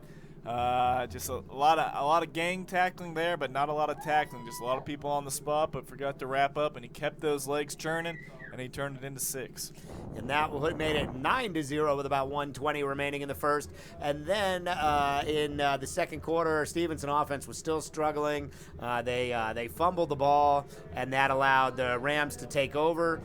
Stephenson got a sack and set him up into a third down, and it was not going to be enough because C.J. Dixon found Stinson at the back of the end zone behind 2 defenders for the touchdown to make it 16-0, and that is your score at this point at the half. Stephenson has really struggled offensively. We've got them with maybe unofficially 3, possibly 4 first downs, and Grayson has really pretty much gotten what they needed tonight, and it's been the defense that has really keyed them. Yeah, defense has started everything for Grayson. It's just been so hard for Stephenson to move the ball. It's been 2 yards in a cloud of dust, just unable to get anything going, trying to use that speed. They haven't been able to hit any corners, break it outside. Grayson's had contain. Everything up the middle has been snuffed out quite easily. And then, the penalties hampered them, fumbles on snaps, just some sloppy play, a couple times they shot themselves in the foot. Does not help matters against a great team like Grayson. But Stephenson, we saw a little bit of success on that nice long pass to Hutchinson and Ray hooking up there. But then right after that, they fumbled the ball. So if they really wanted to get back in this game, it might not be in the playbook, but they're going to have to take a couple more chances throwing the ball, because once you become a one-dimensional team, it's been probably, I feel like, 85 to 15%, run pass. It's just too easy for Grayson to key in and put 8 men in the box and slow them down. Yeah, that is not the way they're going to be able to move the ball. This Grayson defense is formidable. They may have a couple of key rising seniors taking the game off just out of abundance of caution here, but plenty of talent on both sides of the ball for the Rams. Stephenson getting ready out here now. We got about a minute and a half remaining here in this halftime, and then we'll get rolling as the Grayson band entertains the crowd. It's been a real nice crowd out here. Certainly Grayson draws a good crowd. Probably not what they're used to on a Friday night football game, but I mean, a good couple hundred people out here for a spring scrimmage. You got to be pretty pleased with that. Yeah, with the weather, we didn't know if it was going to hold up or not. Everybody came prepared with their umbrellas. The weather's been okay for us. It has not downpoured, so that was probably a factor in why it might not be packed to the gills, but overall a great crowd here in Loganville. Absolutely. Been a lot of fun tonight, and we've been enjoyed the hospitality here of the Grayson Rams. Hope to see them again during the regular season. Just about a minute left here. Though the band doesn't seem to care that there's less than a minute left, Kyle. They are going to roll right on up until the end of this halftime period. Yeah, they've done a nice job. A couple swaying around, getting into it. I see some underclassmen out there, a couple senior leaders, a couple brass instruments, drum lines doing nice, some spirit club on the side here. So everybody, a collected team effort to get these fans into it for the second half. 16-0 is your score. The Grayson Rams, the home team here, and getting ready to come out of the half. Stephenson warming themselves up. Grayson hasn't come quite out of the locker room yet. Not quite out there yet. So there may only be 11 seconds left, but we are not going to be going live in 11 seconds because I don't see the home team, Kyle. They're taking their time. I'm very interested to see what happens with this opening kickoff. We've had our drama with the opening kickoff, about 6 flags total. If there's a flag on the opening kickoff, I might be packing up. You might be doing the rest of this game by yourself. Yeah, we had 3 attempts at the first kickoff and 4 at a kickoff after in the second quarter. So hopefully that won't happen again. I think we're ready for a nice clean pooch. It's been mostly kicks kicked out of bounds, but also some offside. So the kicking game a little shaky here in the spring, and they've got plenty of time to iron that out, Kyle. It's about 2.5 months to the first game. Yes. I was told these guys will get a short 2-week break, and they'll be right back at it training as soon as June the 1st. So got to get into those 7-on-7 camps. That's very popular. I expect our media team, the Sportal News team, to get out there and attend some 7-on-7 events. I know that's where you see a lot of these skill players get out there and really shine. Very popular events all throughout the state of Georgia. So hopefully we'll have some of our guys on the scene to provide some highlights and some media coverage. Yeah, if you're watching this from home and you've got a 7-on-7 team we need to know something about, let us know. Hit us up on Twitter or Instagram DM, or shoot us a message through our website. We love to hear from the fans. We want to hear from everyone around town. And if you're interested in getting involved in broadcasting of high school sports, we'll be looking for extra folks to help us out throughout the fall season. We expect to have multiple crews in multiple fields as the football season goes under. So if getting involved in broadcasting of football has always been your passion, reach out to us here at Sportal Space. We'd love to hear from you. Grayson has come out of the locker room. They're going to take a little bit longer than what the clock said. They're going to get a quick little run in there to loosen up. We've been told that the varsity players will stay on the field for the entirety of the third quarter. You will have Brian Zwerner and Kyle Sandy with you to the bitter end, right, Kyle? Yes, as long as there's not a flag on this opening kickoff. But, yes, I'll be here. Absolutely, and always supported by our man Joseph Johnson, working the camera and the producer, so we thank him for his hard work. A little bit difficult sometimes in these press boxes. Joseph has had the pleasure of standing on a chair to get the best angle for you at home. We hope you appreciate his sacrifice and his hard work tonight. Tonight's game is brought to you by Sportal Space. Sportal Space connects communities through youth sports. Sportal Space, every practice, every game. And follow us on Sportal News on our website for the latest on Georgia high school and youth sports. We cover all the sports you want to know about. We've got football, volleyball, softball, basketball, baseball, lacrosse, and soccer. See one referee walking up right here. I think he's calling it a day right now. Is that right? Look, he's got it in his hands. He's done. Yep, he sure does. Well, I guess it's a spring scrimmage. They only make you work a half, Kyle. Tonight it's been the offensive leaders for Grayson has been C.J. Dixon, about 100 yards passing and 2 passing touchdowns. And passing reception touchdowns by Stinson and Hollyard. Hollyard also about 25 yards on the ground. Marion with 3 catches for about 25 yards as well. So it's been a heck of a game for the Grayson offense.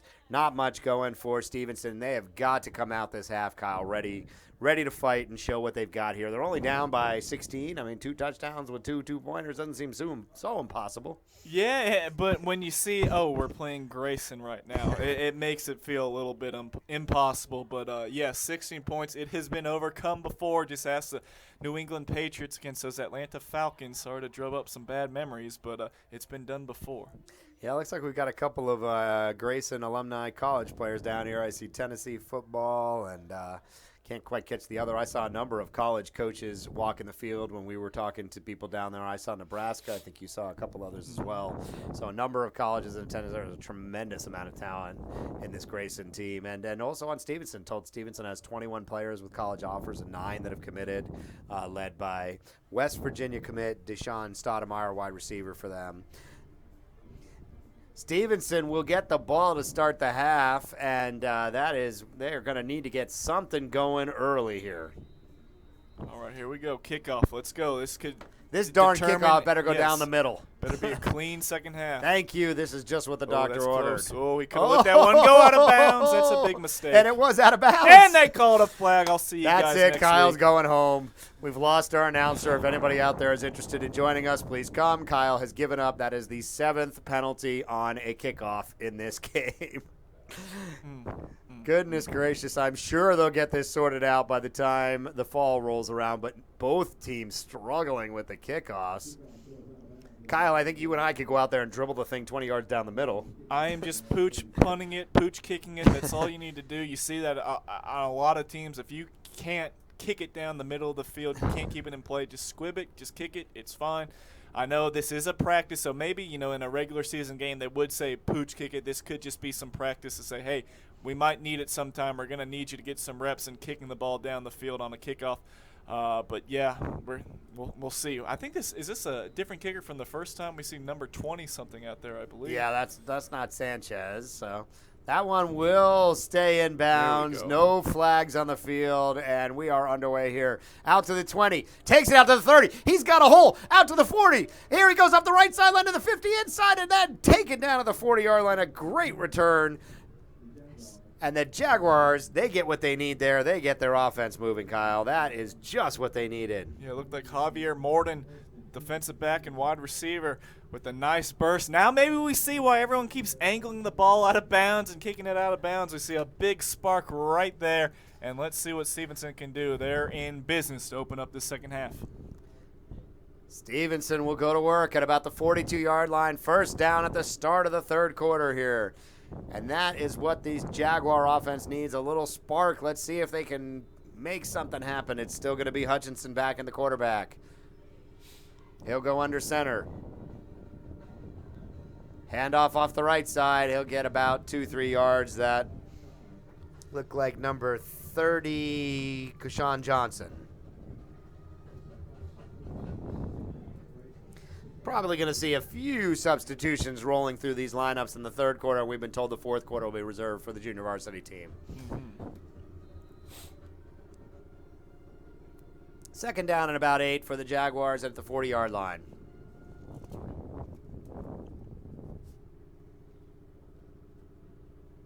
Hutchinson under center again. He'll hand it off up the middle. Good for maybe about 2-3 yards. That'll set up third down and about 4. Seeing some positive plays here has got to be a relief for the Stephenson Jaguars, Kyle, because most of these running efforts in the first half were met by a big number 91 Boast in the backfield or one of his running mates on that defensive line. The Grayson defensive line shredded the offensive line of Stephenson in the first half. Yeah, Stephenson content with matriculating the ball down the field, small 3, 4, 5-yard chunks. They add up at the end of the day. That's going to be an attempted reverse, and no one was fooled. There were 3 Grayson defenders there to gobble that one up, and that's going backwards, that 3-4 yards you were saying. So that'll set up 4th down and 7.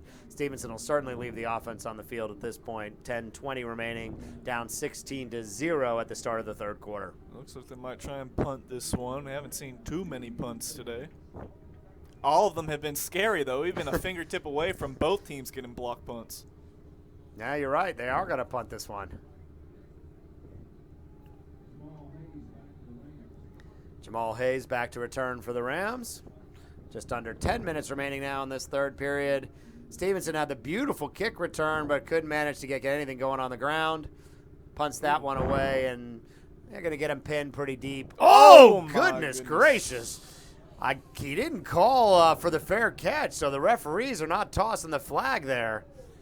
Goodness, he got blown up on that one. I don't know what he was thinking. Kyle, where was the wave for the fair catch? Yeah, I probably thought I got my knee on the ground. Omari Terry did not care. He came in there, the linebacker, a sophomore, laid the wood. Yeah, that is a scary, scary play. Yeah, he got pounded for his trouble at about the 5-yard line. I thought we were going to see some kind of penalty there. Yeah. He had a knee down when he caught it, or nearly down when he caught it, but he never waved for the fair catch, and the punt coverage just laid him out.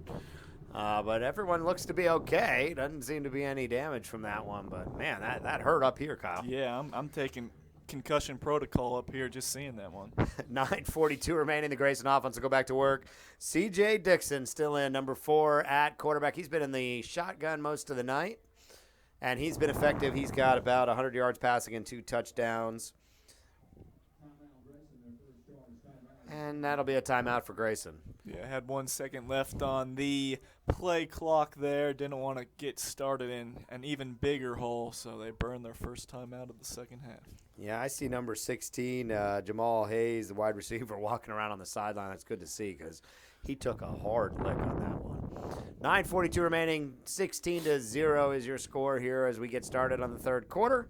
Tonight's game is brought to you by Sportlespace. Sportlespace connects communities through youth sports. Sportlespace, every practice, every game.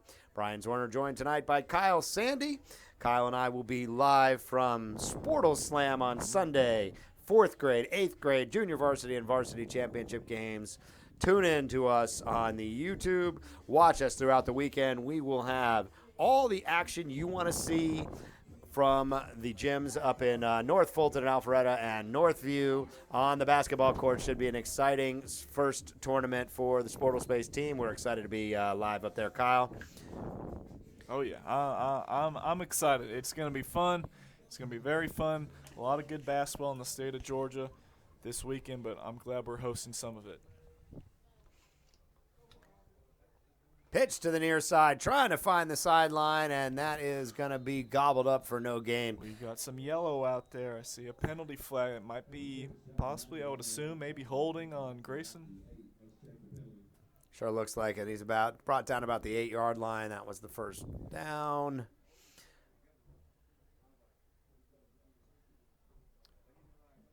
Kyle, what was your favorite game that we broadcasted across any sport so far this 2017-18 high school season? Putting me on the spot here, but I really do think, even though I'm definitely not a soccer guy, I mean, those 2 soccer games, a doubleheader between Norcross and Lakeside DeKalb, that's as good as you're going to get in soccer. A girl scoring 3 goals to rally her team, and then they end up losing 5-4 in penalties.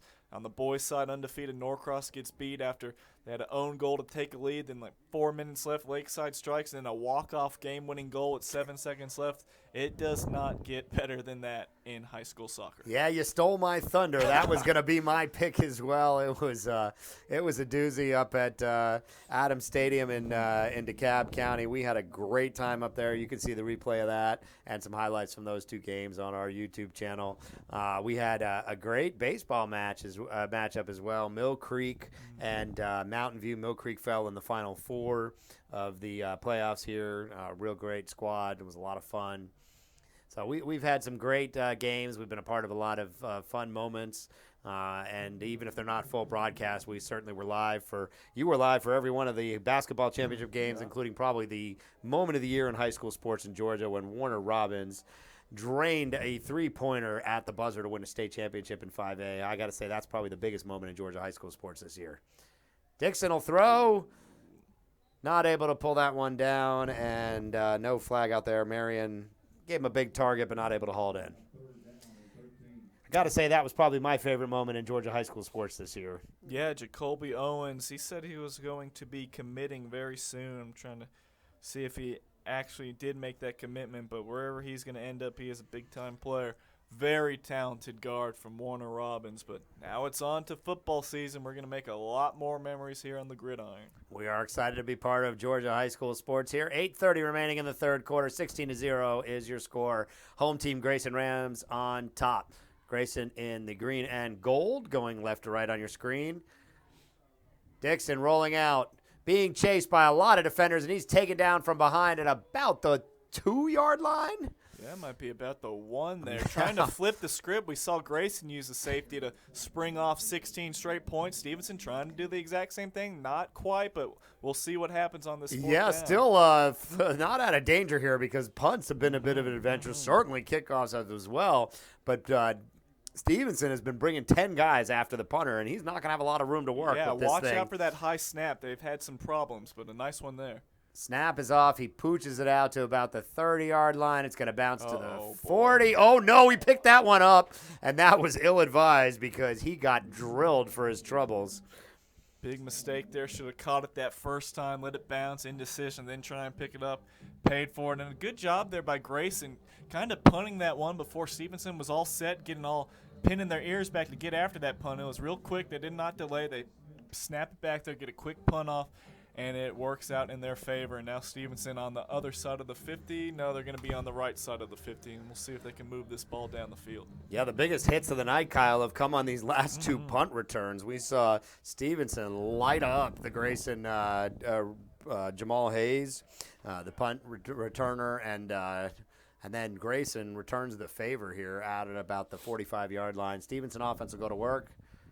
Still going to be Hutchinson under center, trying that right side, gets about 2 yards, and that looked like Jackson for about 2 yards. Yeah, DeAndre Jackson had that great touchdown run, that reception, and then he really turned the field, but it was called back on a illegal hit, blocking the back, one of those type plays, and that really hurt him. But Stephenson still looking to get on the scoreboard, and we'll see what they can do. And good field position right here. This game is far from over. Scrimmage doesn't matter at the end of the day, but still, Coach Gartrell wants to see some points on that scoreboard in a tough, tough environment here in Loganville, Georgia. Second and about 7 from the 42-yard line. Hutchinson still in at the QB. And he will go to work. Handoff up the middle and scampers for about 4 yards is Jackson again. Jackson's got about 14, 15 yards rushing probably on the night. Not a ton. It's been tough sledding against this front of Grayson. They do not give up much.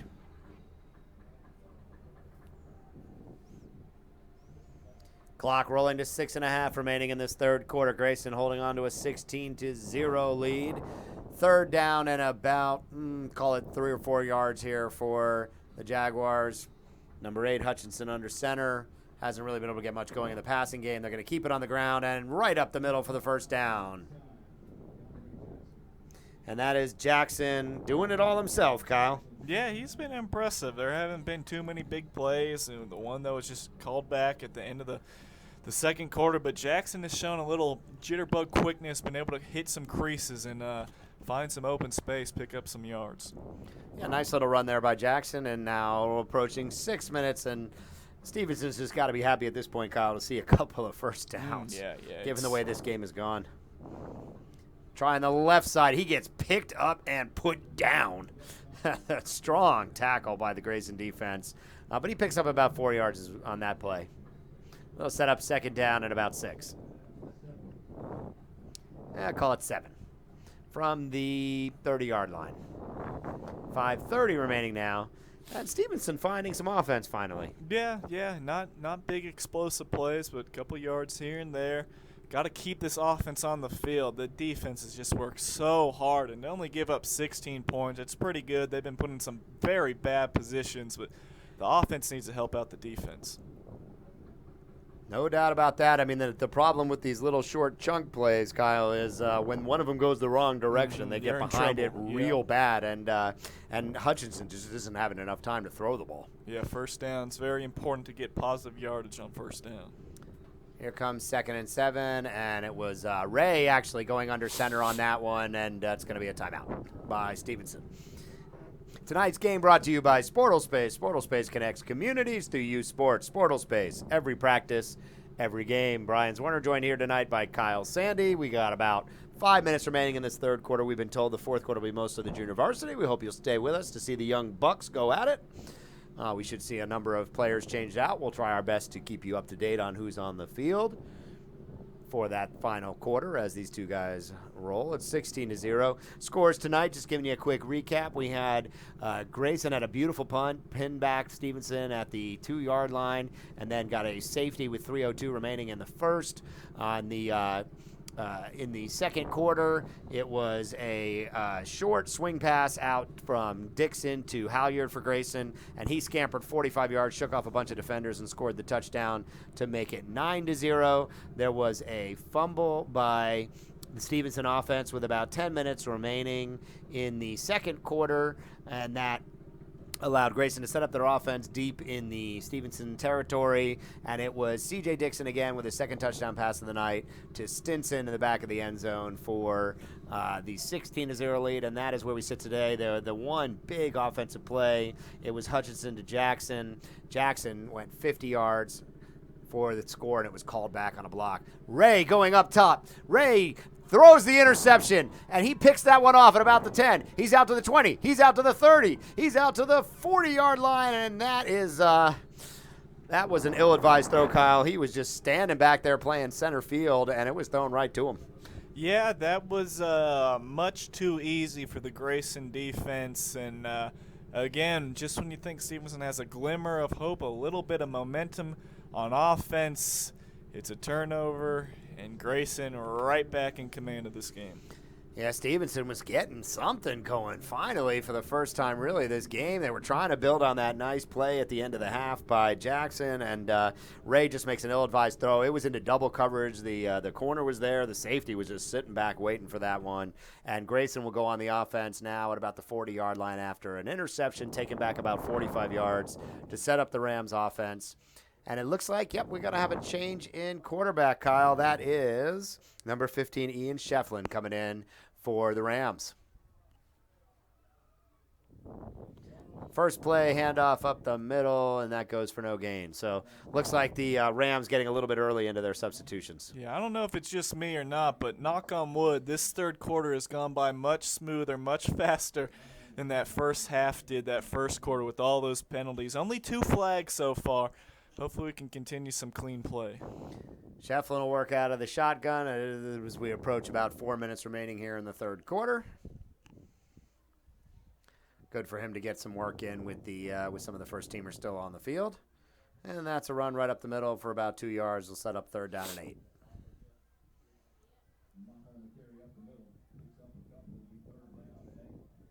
That is Maffa, number 26, in at running back. 3rd down and 8 from the 42 for the new quarterback, Shefflin, in there. He is a freshman. We've seen him a bunch on the basketball court. And he is the backup quarterback for these Grayson Rams.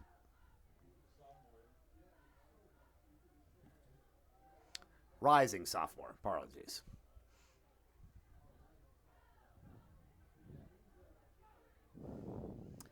Shefflin will get his first throw of the game. He is taken down by a bevy of defenders from there. There was no protection on that play. He had no chance, Kyle. Yeah, Covenant Dugbore cleans it up there. The initial hit was another Jaguar, but the big fella comes and wraps him up and puts him down on the ground. So nice job from the Stephenson defense. Again, giving this offense some more opportunities. Good job, defense. And the Rams will punt to the Jaguars here with just under 3 minutes remaining in the 3rd. Still 16-0 is your score.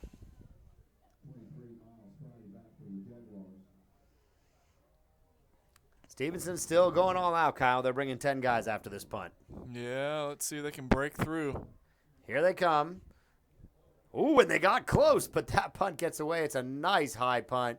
And that What is he doing? What? Oh, my goodness. He tried to field that.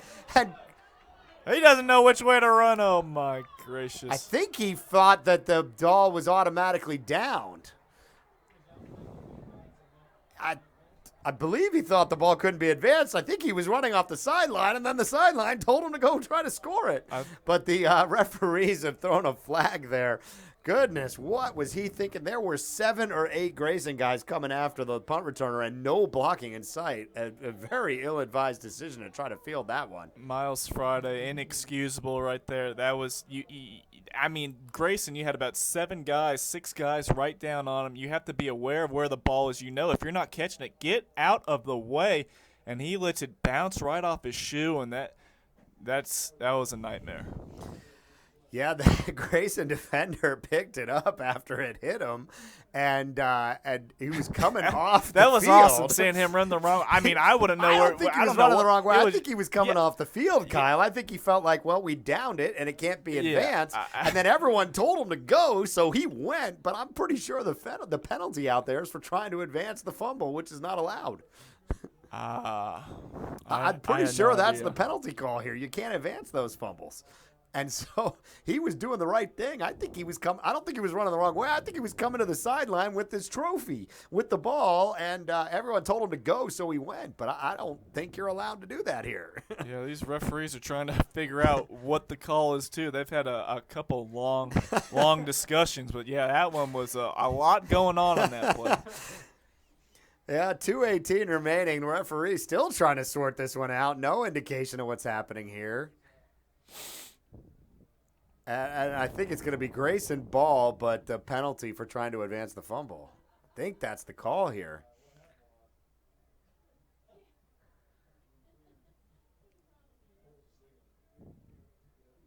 No, it's going to be Stephenson ball, Kyle.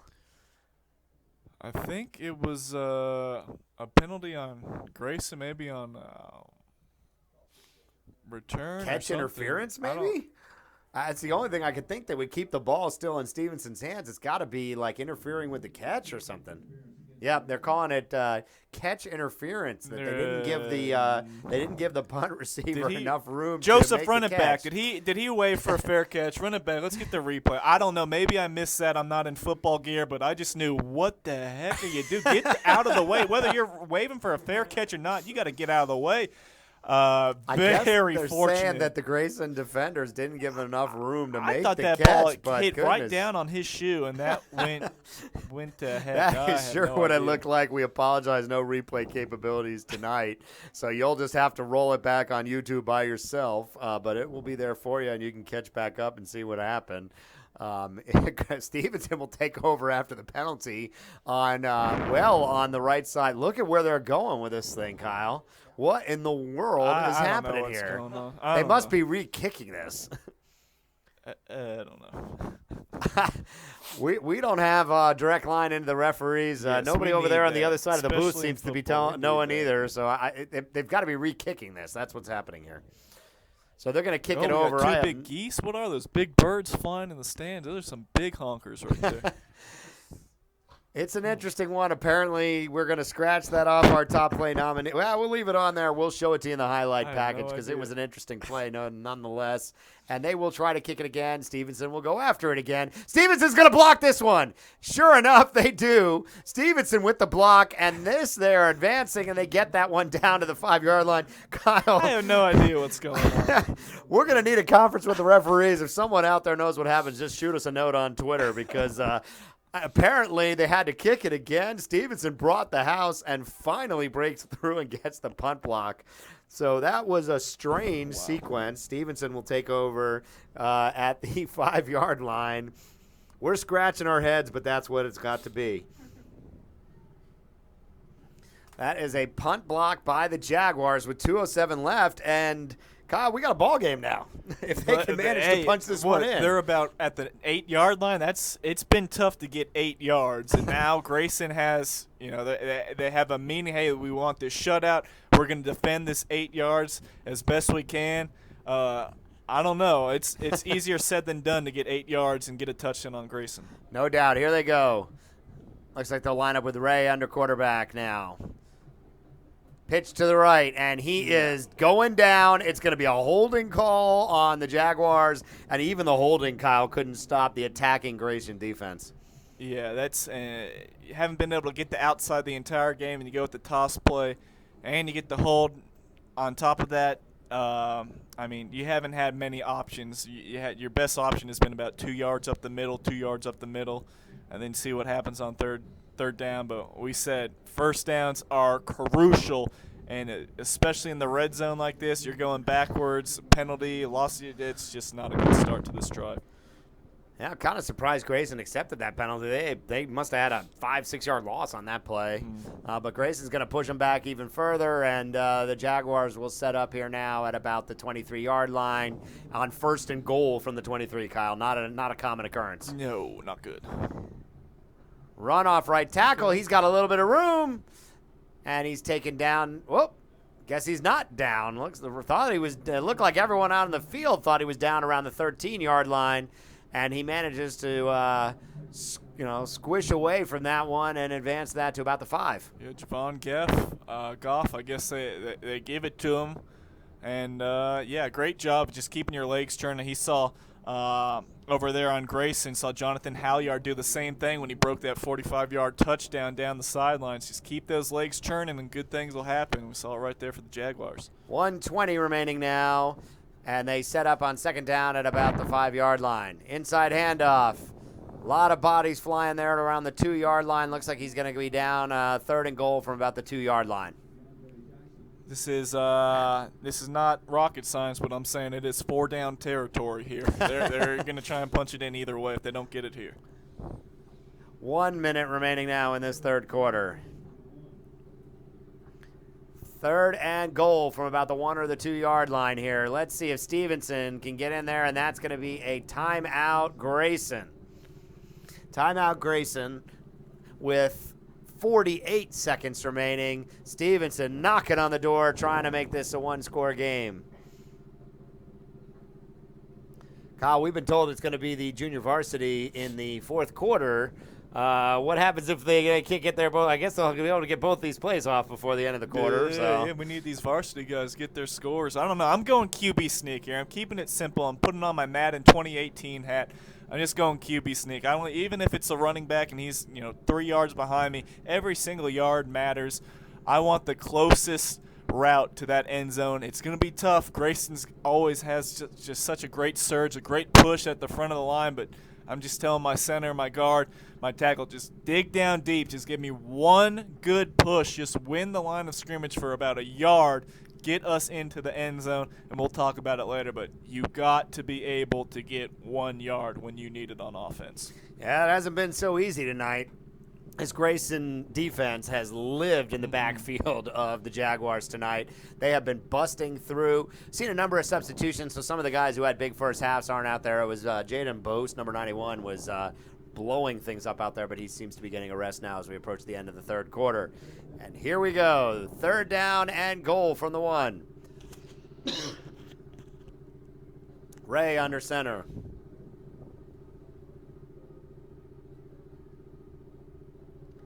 They're going to run off left side, and he is down. He is not going to make it. He's going to be taken down at about the 1-yard line. Great stop by the Grayson D. Just stood him up and wrestled him to the ground. Varsity shutout is on the line. 33 seconds left. Again, it's just tough because you're handing the ball off about a yard or two deep, and you're only able to get back to the line of scrimmage. Just they're going to have to find a way. I don't know. Do they have any trickeration? Do they have the Tim Tebow jump pass? They just got to find a way to get it 1 yard into the end zone. Fourth down with about 14 seconds remaining in this quarter. Here we go. Stephenson off right tackle. Looking for the referees, and he is in. Oh, man. That is a touchdown with 6.8 seconds left. And they'll probably line up here, Kyle, and at least go for the 2 option here. Yeah, very hard fought score. Who was that? Was that Ryan Ingram maybe? Was that number 6? I did not. Yeah, hard to tell from up here. We got a little bit of condensation on the outside of the windows, and it's a little bit tough to tell through here. That is a nice touchdown. That makes it 16-6. They'll go for 2 to try to get this to a 1-score game. Mm-hmm. But, you know, if you're Stephenson, you got to feel really good about putting the point. No, they're actually going to kick the field goal, Kyle.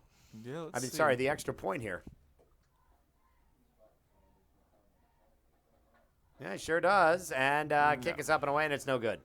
So I guess it's a spring game. You're not really worried about the score. You're just trying to work out the different facets of the game, and I get that idea. But that will be 16-6 is your score. We've got 6.8 seconds remaining here, and our favorite adventure of the night, the kickoff. Oh, no. I don't know. Have we had one clean kickoff yet? Not yet, my friend. Boy. Tonight's game is brought to you by Sportal Space. Sportal Space connects communities through youth sports. Sportal Space, every practice, every game. Excited to be here in Gwinnett County at the home of the Grayson Rams, Ram Nation, as they take on the Stephenson Jaguars. Stephenson had a nice run there, managed to get themselves into the end zone to cut this deficit to 16-6 as we roll into the end of the third quarter. We had two touchdown passes by C.J. Dixon of the Rams. One to Halyard on a short little screen pass. Looked like he was bottled up at the 45-yard line. Somehow came flying out of a pack of defenders and managed to take it 45 yards for the score. And then after a fumble caused by the Grayson defense, let the Rams set up deep in the Jaguars' territory. It was Dixon again to Stinson for the second touchdown of the night. And we opened the game with a safety after the Rams' punt to unit pinned them deep. All right, I'm afraid to watch. I might close my eyes here. Maybe they'll go for the onside kick, work out that facet of the game. 16-6 here with 6.8 seconds remaining. Last play, we believe, here for the varsity players, and they will go to the JV for the fourth quarter. Get a chance to keep an eye on some of the young talent. We got plenty of young talent on both sides. Takes this one right up the middle, and he breaks free. He's at the 50. He's at the 40, trying to make the left sideline. One man to beat. He gets by him, and he's at the 30, but taken down at the 5-yard line. What a phenomenal return as the clock goes to 0. Kyle, he took that one almost all the way to the house. What a play. Outstanding. And again, I see why they kick it out of bounds. That's why I'm a fan of just pooch kick it. If we don't have a great kicker that can get it into the end zone, let's just kick it 25 yards, let them set up shop at the 35. But outstanding. Who was it? Was that Stinson on the return? I'm not sure. That was a beautiful return. Took that one all the way down to the 5. Beat what looked like the last man, but he got enough of a hand on him to slow him down. And that is the end of the third quarter. 16-6 is your score here from Ram Nation. What a great return. And that will wrap the night up, we believe, for most of the starters. We'll see some of the younger players coming on here. They'll flip the field. And Grayson will start at about the 5-yard line, going the opposite direction now, going right to left on your screen. 16-6 is your score at the end of the third. And if you are a football fan, you got to check out the player features we just did. 2 of the top players in the state from Cedar Grove High School in 3A over in DeKalb County. Jadon Hazelwood, one of the top wide receivers, the top wide receiver on a number of rankings in the state, committed to go play at University of Georgia. And Rashad Cheney Jr., a big defensive lineman, but a big cuddly bear of a guy, Kyle. He's got plenty of size, but lots of personality. We were excited to spend some time with these guys. Get to know those 2 Cedar Grove stars by watching the YouTube features that we have out on both those guys on our YouTube channel. We got 12 minutes left to play here. Been told it'll be mostly the junior varsity players. Looks like Grayson's going to set up here from about the 18-yard line. Look from our vantage point like he got further. Apparently he was taken down by that the back line there. It's going to be Ian Shefflin under quarterback, or in at quarterback for the Rams. He was in for their last series. He got drilled. And nice play there. Little wide receiver screen and takes it down to about the 7-yard line. Yeah, Grayson just has not allowed Stephenson to have any momentum. You get your touchdown, but then you miss extra point. But you still have a little bit of momentum, right? And then you kick it, and there's about a 65, 70-yard return, and now Grayson's knocking on the door to add to that score. So great job of Grayson just never letting up, never letting Stephenson feel good about themselves. And someone fell down out there, Kyle. I think there was a hard count. Were they able to we saw about 4 defenders. Yeah, easy call there. Yeah, they will set up now 2nd and goal at about the 2-yard line. Oh, first down on that penalty. So they will set up 1st and goal at about the, call it 3-yard line.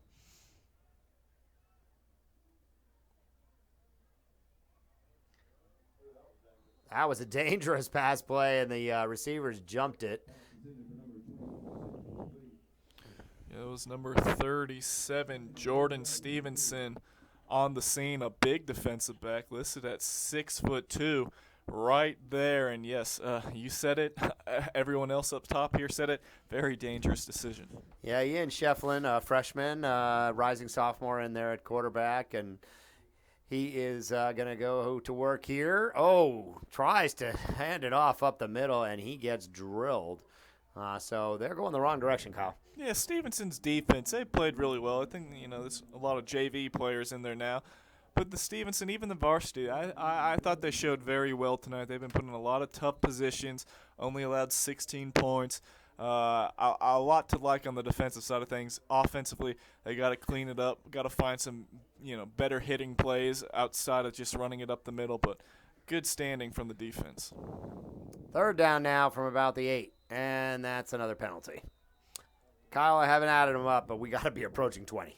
Yeah, we're getting a little sloppy now. That is 6 in the second half, 3 on each team after we saw about 15 combined in the first half. I said I'm going to have to keep track of this in the second half. So not as bad, but still it's over 20 penalties total, I would say. Yeah, still spring football. A lot of new players in different situations. There's a good chance to kind of work people out and stuff they're not as comfortable with. So not a problem there, but we'll go 3rd and goal from, call it the 11-yard line now. Shefflin will go to work. He's going to look at the defense, fires over to the right side, and there is yet another piece of yellow laundry on the field, Kyle. Oh, really? I thought that's pass interference over there. I thought it was nice defense. I'm not sure what it was. Maybe a defensive holding or offensive holding they signal. Unless that's someone's towel, it sure looks like it to me. Oh, maybe not. Not sure what that is out there. Yeah, sure it was. Okay. Holding on to the defense. Defensive holding. And is that an automatic first down here? Should be, right? Who knows at this point? No, they're going to still run it at 3rd down here. Now setting up 3rd and goal at the 5-yard line.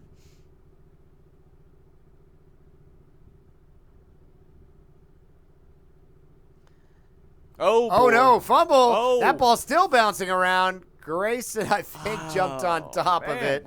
Another nice opportunity for Stephenson to do something, but they lose that one, not able to recover the fumble. And Grayson will probably bring their kicker out and see if they can make something go with the kicking game here. Yeah, that was another, again, Great stand from Stephenson. They had it in the red zone right there. Grayson not able to do anything. They moved backwards, and now can Stephenson force a missed field goal again? I mean, a little momentum, 10 minutes left, down 10 points, but let's see, can they get one more hold? 10 minutes remaining now. Grayson will try the field goal, about 35-yarder. Up and away, and that one is good. Field goal is good for Grayson from about 35 yards. Nice kick. Finds his way through the uprights, and that makes it 19-6. Kicking has been an adventure, whether it's kickoffs with flags, balls going out of bounds, missed field goals, whatever you can think of. It's gone wrong, but a great job right there from Grayson to put it through the uprights. Yeah, I'll give you a quick recap on the score early on in this game. A punt pinned the Stephenson offense back down at the 2-yard line, and Grayson came up with a safety to make it 2-0. Had the touchdown, long scamper by Halyard, 45 yards after a short swing pass. That made it 9-0 Grayson. Turnover, fumble by the Jaguars in the second quarter, about the 10-minute mark, led to a second touchdown pass of the day. C.J. Dixon to Stinson to make it 16-0. That was your score at halftime. We went deep into the third quarter, and with about 6 seconds left, Stephenson punched one in for a touchdown run to make it 16-6. We had Grayson with a long kick return after that touchdown, and that set up the field goal you just saw there to make it 19-6 with 9:43 remaining here in the game. Tonight's game brought to you by Sportlespace. Sportlespace connects communities through youth sports. Sportlespace, every practice, every game. Excited to be here at Ram Nation, home of the Grayson Rams in Gwinnett County, as they take on DeKalb County's Stephenson Jaguars. Grayson in the green and gold, and Stephenson in the white and blue tonight. It's been a lot of fun here, Kyle. Our first spring scrimmage game, our first football broadcast for Sportlespace. You'll see much more of us in the fall. And finally, they give you what you wanted, a nice, easy, popping one. Took a weird bounce. Stephenson coming away from it. He's going to be chased down from behind, though. Nice kick return there for the Jaguars. Oh, my goodness. That was Quashawn Johnson making you hold your breath, going, Space Jam, reaching that arm back to grab that high bounce. And when it's a strange play like that, the kicking team oftentimes they kind of lose focus, lose their lanes, and they don't know what's happened. Is it a fumble? Is it a return? And Johnson uses that to his advantage to scamper out to the other side of the 50, and Stephenson will have nice field position down 13. Yeah, it looked like he thought he could, like it was a punt that he could let bounce, and that thing was a live ball. Grayson was coming fast at it, and Stephenson corralled it and managed to get a nice return out of it, one of their more positive plays of the night. We got 9:33 remaining here in the fourth. Stephenson will go to work. Let's see. Who's trotting out there at quarterback, Kyle? 16, maybe? 15, I believe. Yeah, 15. Joseph Jackson. Joseph Jackson goes to work at quarterback number 15. We got a Joseph Johnson up here. So. Joseph Johnson is working hard up here. Joseph Jackson working hard on the field. Joseph is our cameraman and producer tonight, doing yeoman's work, standing on a chair to get you the angle you need to see this game from home. So we hope you appreciate Joseph's hard work. We certainly do here at Sportlespace. First down, should be second down and about 12. Ooh. Jackson rolls out. Now you got me thinking Johnson on the field. It's Jackson out there. Yeah. He rolls out. It's no good. It's going to be third down and about 10. It was a slow developing play. It felt like in slow motion. I saw an arm reach out for Grayson. I thought they were going to get a sack, but then Jackson just slowly maneuvers out, and then I guess it was an incomplete pass there. Yep, sure was. Third down and 10 now. Just under 9 minutes remaining in this game. Junior varsity crew on the field. Get a good look at the young stars of tomorrow from Grayson and Stephenson. Run right up the middle. Nice burst for a first down. Isaiah Screen right up the gut. He's listed as a 6'1" sophomore coming in at 185 pounds. That's a big boy if that's true. Nice quick hit right up the middle, and that's a first down for the Jaguars at about the 32-yard line. 8.5 minutes remaining in this game.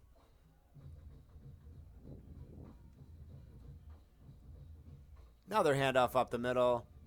That one's going to go for about a yard or two. Call it 2. Jackson going to the sideline to get the call. He better hustle back. He only got 25 seconds on the play clock in high school football in Georgia.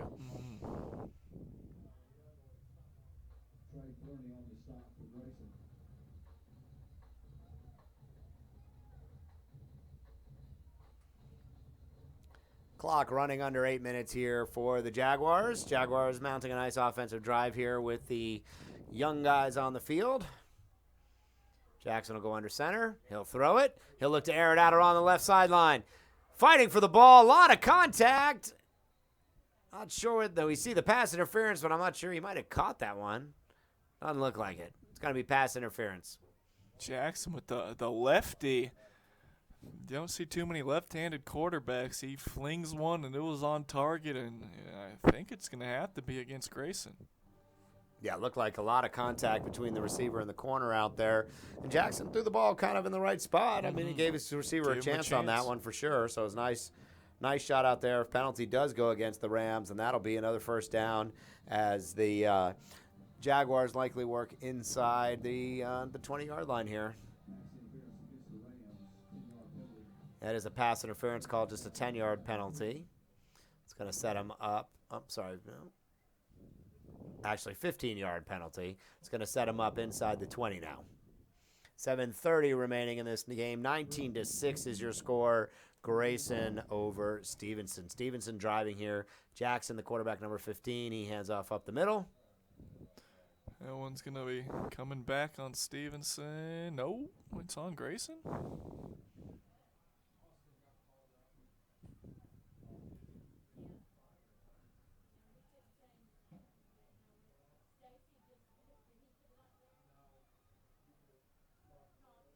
We have the press box buzzing with Austin Meadows getting called up to the Pittsburgh Pirates, a former Grayson Ram. I know my father is quite excited about that. So some more Rams in the big leagues. Congratulations to him. We got 7:30 remaining here in this fourth quarter. Up the middle again. Tries to bounce it to the outside. No doing. There is too much speed on this Grayson defense. Even when you get down to the junior varsity level, there is still plenty of speed out there for these Rams. Approaching 7 minutes remaining now, 19-6. Tonight's game is brought to you by Sportal Space. Sportal Space, every practice, every game. Brian Zorner, excited to be here with Kyle Sandy. We will be live with youth basketball from Sportal Slam on Sunday afternoon. Come back and join us for that, and we will have a highlight package out probably by Monday from this scrimmage. An exciting place to be. Jackson scrambles away. He's got a man open, and that is going to be a touchdown. Great play by Jackson. Eludes the defenders and flings it into the end zone for the touchdown. Looked like 24, if I'm not mistaken, Andre Sanchez with the touchdown reception. All right, that is 6:44 remaining, and Stephenson has cut into this deficit.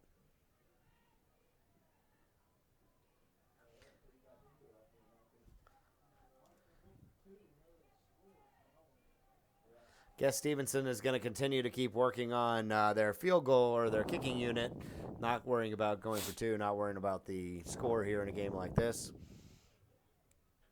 Just going to go ahead and get the work in for the kicking unit. Looks like a new kicker on number 6, Ryan Ingram will kick this one. Snap is up and away, and it is going to be good. All right. So that'll cut the deficit to 19-13. 19-13 with 6:44 remaining for the Stephenson Jaguars. Stephenson's, they're still fighting here, Kyle, right down to the end. It was 16-0 at the half. Grayson was kind of running away with this one, and Stephenson showed a lot of life there in the second half. Yeah, 6-point game, 6:44 remaining. Stephenson still playing hard with the backups in on both sides. Very nice effort, and the defense has been good all night for Stephenson. Let's see if they can get one more stop. 6:44 remaining, 19-13 is your score. The home team Grayson Rams on top of the Stephenson Jaguars. If you're a football fan out there and you got opinions on where we need to be live in the fall, you let us know. We want to hear from you. DM us on Twitter or Instagram. Hit us up on our website. We want to know where the best matchups are across the state, where we need to be and where we want to go. Kyle, any teams that got you really excited for next year's football season? Anybody you're looking forward to watching? Oh, boy. I mean, there's always great football in Gwinnett, and, of course, Marietta has a hotshot quarterback who should have them in contention to take a deep run. Always good to get back out to the House of Pain, Skip Pope Stadium at Sequoia. Lose a great mastermind defensively of Cole Clower, who goes over to Creekview. But Sequoia, my hometown team, always nice to see them run that triple option, that wing tee. I'm hoping we can get back out to Walton High. We did not 2 soccer games out at Walton, Kyle, and they've got a wide receiver, Dominic Blaylock, a top 10 player in the country, and he played his Pee-wee football over at Northside Youth Organization, NYO, in Chastain Park. My son played against him a number of times. I've seen him as a little kid tearing up the field, Dominic Blaylock, and he's now one of the top wide receiver prospects in the nation. So I'm hoping we'll get a chance to watch him play. I saw him knock my son's team out of the playoffs when they were about 4th grade. So that's the last time I saw him play, and he was something impressive way back then as well. So I'm sure he's grown just a little bit. I'm sure they both have. 6:44 remaining here. 19-13 is your score, and of course another miscue on the kicking side. It cannot go without mention.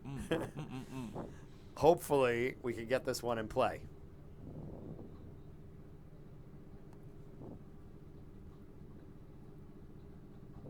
Timeout on the kickoff. Oh, goodness. This kicking game has been a rough part of the night. We've had great action on the field. Score sits at 19-13 after Stephenson with a nice touchdown score. It was Jackson with the touchdown pass coming in, their 3rd quarterback of the night, as we move on to the junior varsity part of the program in the 4th quarter here.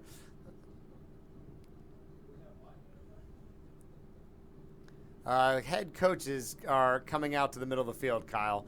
Not sure what that means, but we may have a little bit of an earlier wrap-up here of some sort. I'm not sure here. There might be a limit. If you get 10 penalties on kickoffs, the referees have the opportunity to call the game. I don't know if that's an unwritten rule. I might be making that up, but it might be put into play. I'm not sure. They're coming out there to have a little chat. That's both the head coaches out there, Cantrell and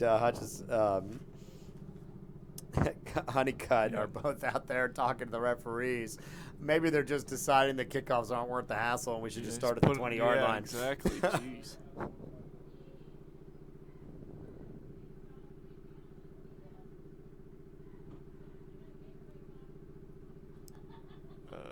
Is that the call? They're not. I don't believe they're calling the game here, are they? The weather is starting to roll back in, and I'm not sure what they're doing. It looks like referees need a microphone. This is tough to interpret unless you're an expert. I don't know what their conversations are. I don't think they're. It looks like they're just going to spot the ball on offense instead of having them kick it again. Honestly, with all the time they just spent having this conversation, they could have kicked the darn ball off. Yeah. Umbrellas are coming back out here at Ram Nation. We are seeing them popping up everywhere around us, so we apologize if it gets a little foggy through the windows. But Grayson will take over on offense from the 35-yard line. Run up the middle is going to go for about 2 yards. Clock is rolling here. 6:40 remaining now in the game in the 4th quarter. Grayson up 19-13. Yeah, we got a new quarterback in, number 14, Evan Lindsay or De La Cruz. Who knows? I'm not sure. But I'm going to go with Lindsay because it's late. De La Cruz. He's a rising sophomore, so it's probably him there. We've got a couple people listed with the dual rosters with JV and varsity combined tonight.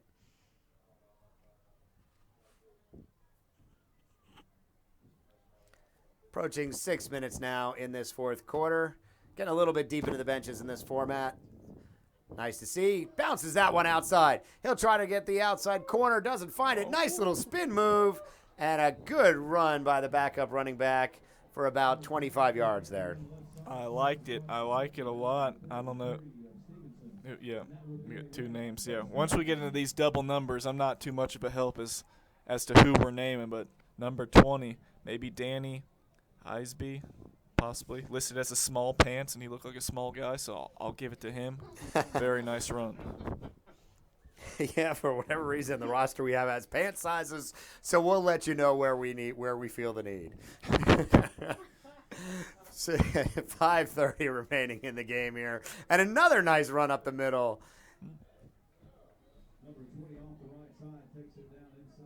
Yeah, Kyle, it's definitely not just us, because even the Grayson home team announcing crew on the PA doesn't have this one, so I'm not going to beat myself up too bad. But yeah, nice run right up the middle there. As Grayson driving, approaching 5 minutes remaining here in this game. The rain started again. It's getting a little slick out there. We'll see if that presents any problems for either team. Going to work here, first down at about the 32-yard line.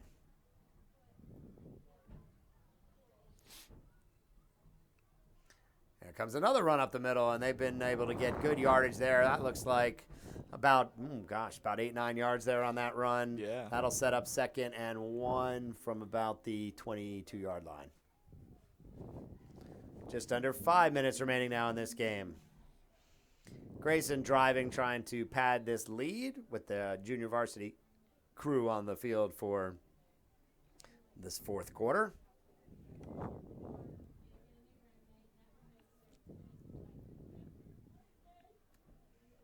Oh, high snap. It's over his head. He has to fall on that one. That puts a little bit of a pause on what's been a pretty promising drive so far.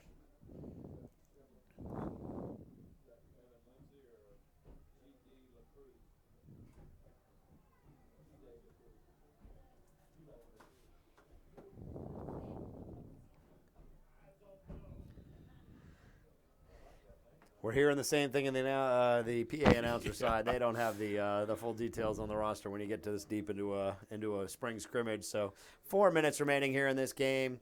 Long third down at about 8 from the 30-yard line. The Grayson offense goes to work. We believe Evan Lindsay in at quarterback. We hope that's correct. Running it up the middle. It's going to be close to a first down. Looks like he's going to be about 2 yards short. We'll see if Grayson braves another kick opportunity, Kyle. No comment.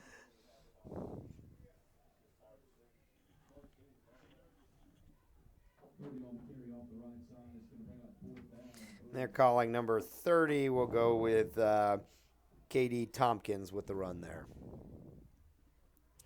Approaching 3 minutes left. 4th down and about 3 from the 25-yard line. Stephenson offsides but gets back in time. Looks like they do. About 10 seconds left on this play clock. They're going to run this thing all the way down. 5 seconds, 4 seconds, 3 seconds. Look like they're just going to take the penalty here. Oh, they get it off just in time.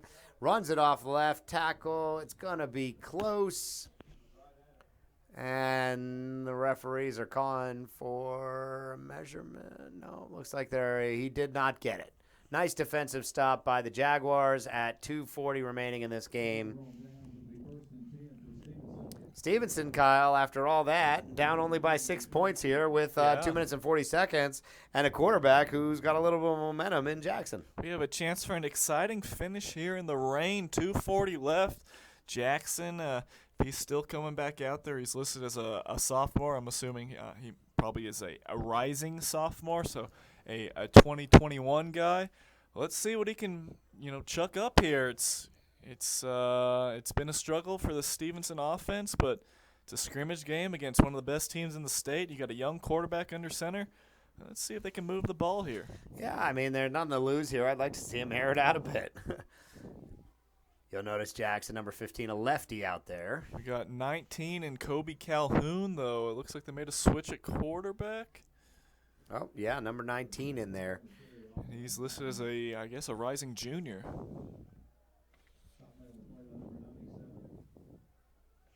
Just 2:20 remaining now in this game. 19-13 is your score. Stephenson Jaguars in white trying to make something happen from their own 25-yard line.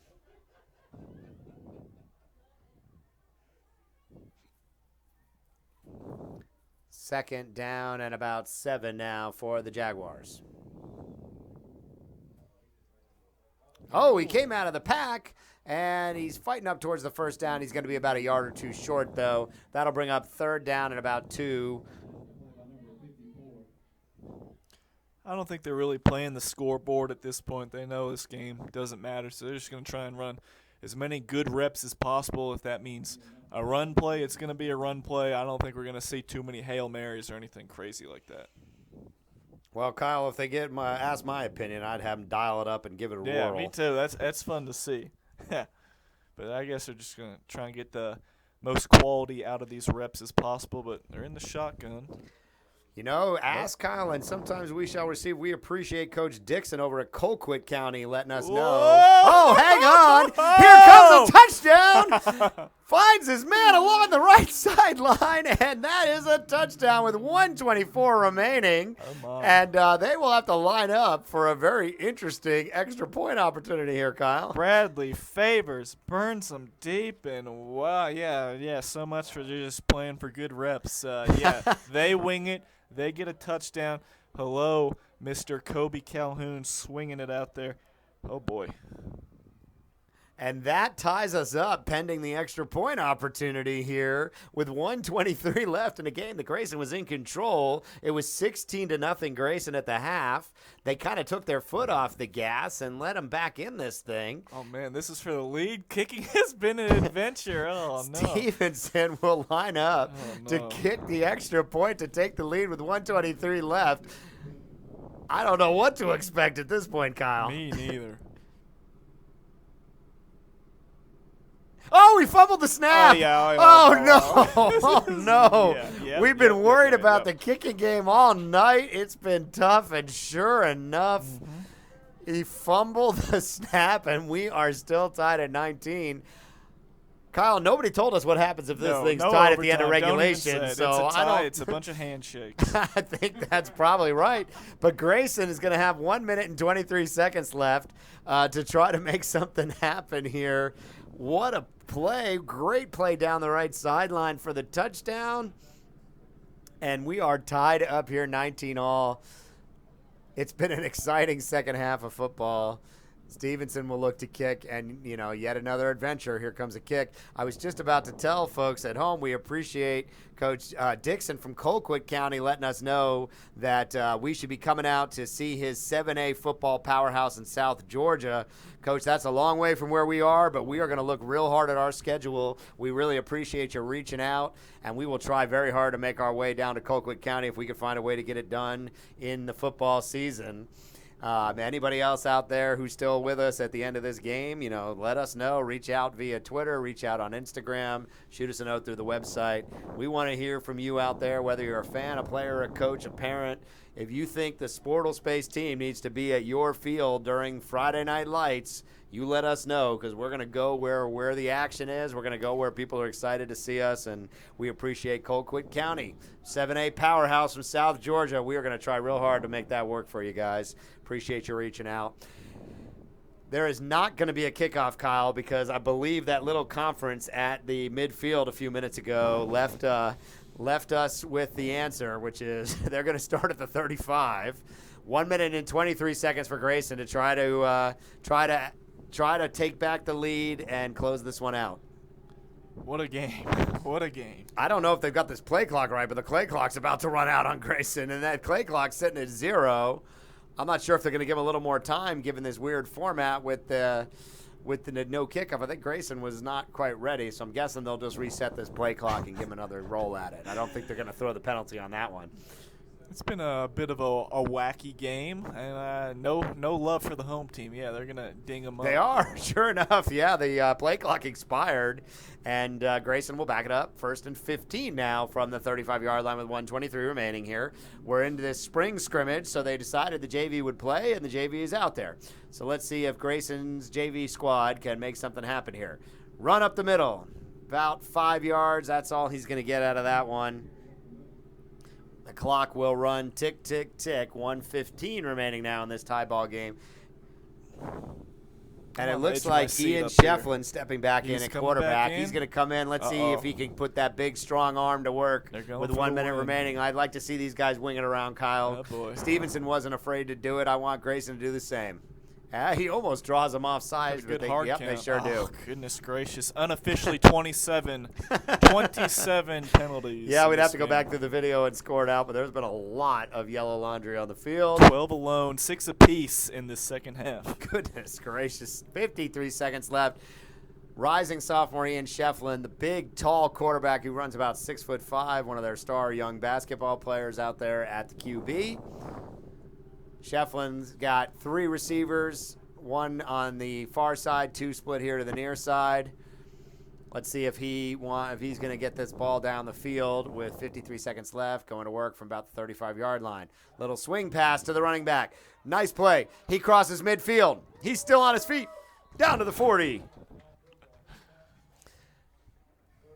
I'm hearing people on the other side there, Kyle, calling for a long field goal, but I'm not sure a short field goal is so easy these days. Yeah, 44 seconds left. I don't know if they have any timeouts left or not. The scoreboard hasn't been really showing those, but they're in distance. You pick up 20 more yards, and we'll see what happens. First down at the 43. 44 seconds remaining here for the Rams. Shefflin still in at quarterback, getting some work in the 2-minute drill. Nice little swing pass there. Nice safe pass for the young passer, young quarterback, to get his confidence. Let's see what they do here. Run right up the middle. He's going to be taken down at about the 43, but the clock's going to run here. Except Grayson's got another timeout. Okay. Kyle, I haven't been counting them, but it sure feels like more than 3 aside so far this second half. That might be their last one. I should hope so. That is 38 seconds remaining. 19-19 is your score. Grayson had the lead 16-0 at the half. Stephenson scored with 6 seconds left in the third quarter to make it 16-6. They did not get the extra point.